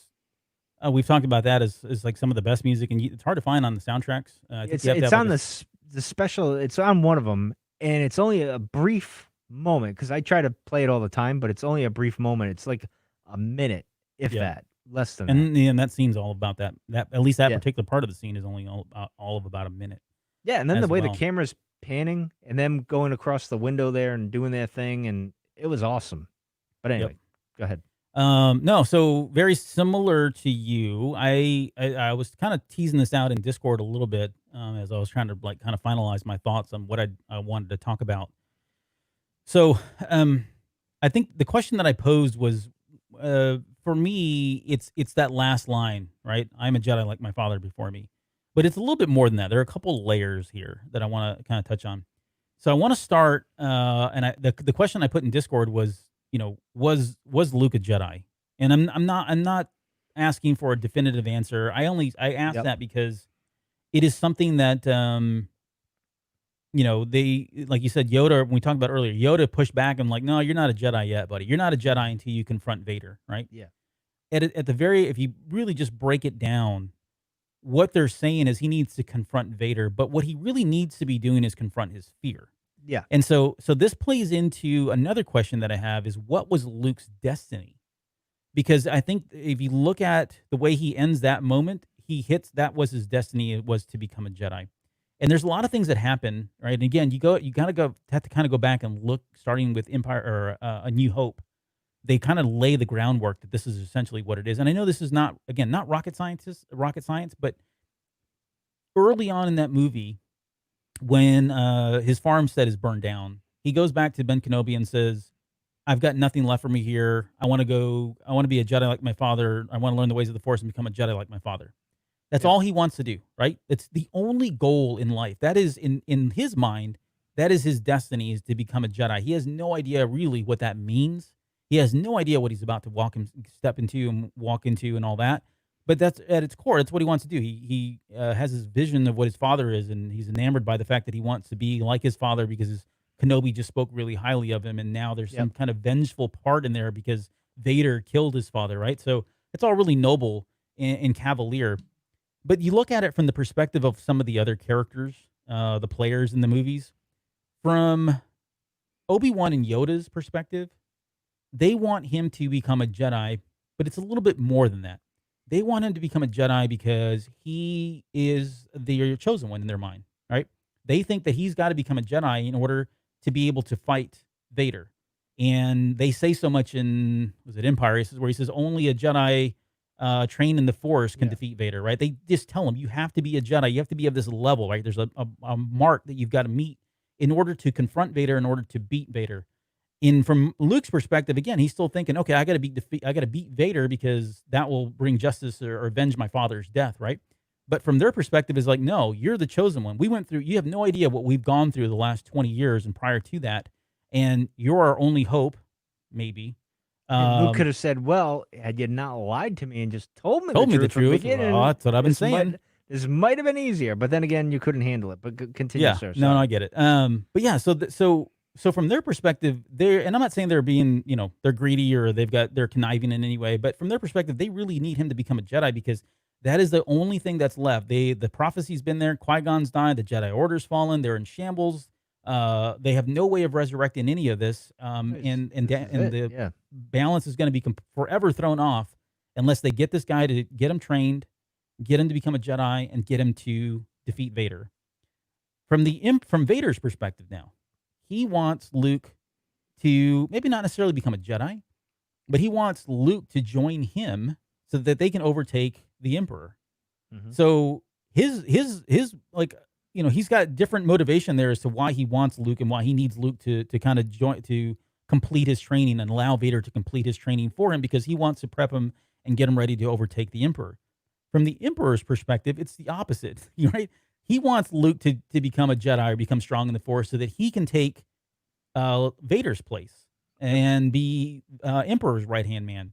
You could now, with the rise of Skywalker, you could probably argue that there's another level there that he is going to need that body and that host at some point, and he wants to take that over, and so he's kind of prepping that aspect of it all. But all of this is to say that they all want him to become a Jedi, and the only way that they've expressed in I guess what I want to go back to, or what I want to say now, is the Rise of Skywalker. In the Rise of Skywalker, there is one line that Luke talks about. And when he's talking to Rey, Luke says, "It was fear that kept me here." He's talking about being an Octu. He says, "Fear is what kept me here. I was wrong." And then he asked Rey, "What are you most afraid of?" And she says, "Myself."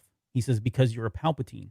And then we get the one line that I think for me it's kind of tied all of this together. It says, confronting fear is the destiny of a Jedi, your destiny. He's almost saying that, and I started thinking about this, like with Kanan, and I mean, just there's a lot of Jedi that we have in canon, but all of these Jedi eventually do confront their greatest fear or some fear, and it's only then that they achieve this next level of Jedi knighthood or masterhood or whatever the case may be. But really, you think about the title of the movie, The Return of the Jedi. There's two, and we kind of talked about this before we came on the air, but there's two meanings to it. It's the Return of the Jedi, meaning the Jedi in general. Luke Skywalker finally doing what he needs to do, and that's confront his fear, which for him, his fear was, at that point in the movie, not becoming his father, right? He did not want to become his father. You go back to the cave, right? And him seeing his face in the helmet and that was that was signifying that what he could become, and he had to overcome that fear, and he does. Um, so he had to overcome that fear in order to become a Jedi, and it was only then, back to what you were saying, that he finally became the fear. He almost gave in to the dark side. He almost gave into his aggression, his fear. What's the other one? Anger, right? He did all three of those things in that moment when they're fighting, and leading up to that, he hit all three of those elements, and he stopped himself just short of really allowing the dark side to fully consume him and kind of overtake his destiny. And it was then and only then that he actually became the Jedi. And if you look back at the script and you look at all this, if you go back and watch it, there's so many instances in here where where he keeps acknowledging that he is a Jedi, and it's only until the very end of this movie when he finally confronts that fear, when he finally is able to turn away from the dark side and say, no, I'm not going to become like my father. Regardless of what happens to me now, I may die, but I'm not going to take that final step. It's only then and then that he actually becomes a true Jedi. So I don't know I don't really have a good way to kind of put a bow on it, but it's certainly things that, I think about these days, especially with The Rise of Skywalker. I mean, for much grief as I've given that movie, that line of confronting fear is the destiny of a Jedi, I think is a great line, and it was used in one of the trailers. And now, retrospectively looking back on this movie and a lot of the stuff that we've gotten from canon for the Jedi, I think it really, I don't know, it resonates really well with me. So, But didn't Luke confront his fear, and then yet he goes and hides on Octu because he's afraid? So didn't he conquer that already? But well, it's kind of like that. Yeah. We'll save that for when we get to the sequel trilogy. Yeah, I mean, it's like how do you what you're talking? Maybe I'm probably putting words in your mouth, but what I'm hearing is a question that I've thought about too. Like, where does your destiny end? Right? Yeah. Like, where do you draw the line? And I think for Luke, again, going back to what from A New Hope, his destiny, at least until that point, was only to become a Jedi. That's it. And he did that. He fulfilled all. Well, he returned the Jedi because Yoda says, "Pass on what you learn." So that was the moment there. Luke was the beginning of the new. Yeah. And in Legends, Obi-Wan comes to him and says, "No, Luke, you got to do this on your own in a different way than what we did. Learn from our mistakes." Kind of talk. I'm paraphrasing, really. The return is really Anakin returning the Jedi that he once was, and then, of course, he dies, and then it's passed on to Luke. So it's kind of like two... Yeah, there's two meanings to it. Yeah, there's two meanings to it. That's similar to The Rise of Skywalker. Yeah, sort of. And The Last Jedi. Yeah. Who was The Last Jedi? Was it Rey? Or was it Luke? It was both. Well... Depending on your certain point of view. Well, what about the Jedi that are floating around in space that Kylo didn't kill? In the comic. Didn't that happen?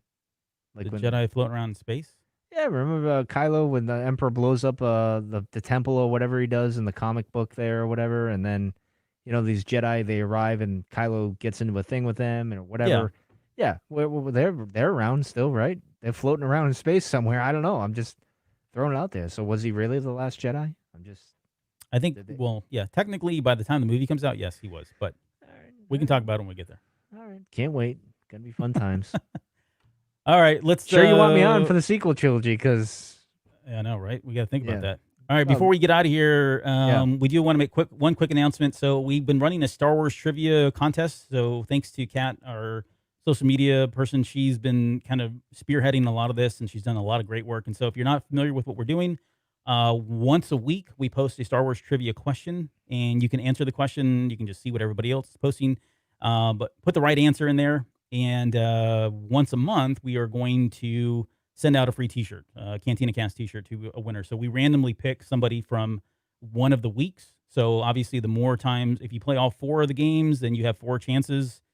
So it behooves you to answer all of them. But we just finished the June contest. So we are glad and happy to announce that JMC Fall 81 is our winner for June. So he will get a T-shirt. So I'll get that out the door, at least ordered tonight, and you will get that. And then I think Kat's going to start that up here next week with the next contest for July. So again, follow us on Instagram. The only rules are you have to answer the question, or one of the questions at least. You can answer all 4, but at least one per month. And you need to be following us on Instagram. You do those 2 things, we'll randomly pick a name, and hopefully it'll be you next time. So congratulations. Can't wait to win my T-shirt. Woohoo! Yeah, I've got a whole stack of them back here if you want one. Well, But no, I got the old school, like old school, the awful T-shirts. But anyway, all right. And then else? lastly, feedback. So from Twitter, Keith Shadbolt says, "Great podcast, guys. Was driving through sunny Elstree while listening to this. Thank you." And this was, I think, this was the Empire Strikes Back show that we just did. So thank you for the Twitter feedback and thanks for listening to the show. Very good. And look at that. I've got 20 seconds left before we hit the 2-hour mark. Any final words before we get out of here? I'm hitting the button and we're getting out of here because it's midnight and I'm tired. All right. Good discussion, though. It was good. It was a lot of fun. We'll be back next week with The Force Awakens. So see you then. Shall be. Yes.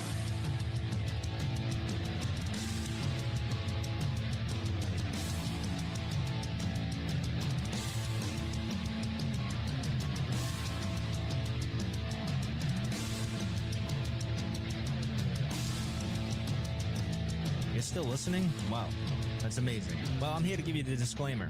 Normally we do a big, long, drawn-out disclaimer thing saying what's what and who's what and all that other stuff, but I think you guys kind of know that Lucasfilm and Disney have no affiliation with us at all, and we have none with them. We talk about Star Wars, which is their property and all that other good, fun stuff, but I think you can tell which is our stuff and which is their stuff. If you can't, well, then send a lawyer to send an email to me and I'll be glad to chat with them. Other than that, you know what's what, so that's your disclaimer.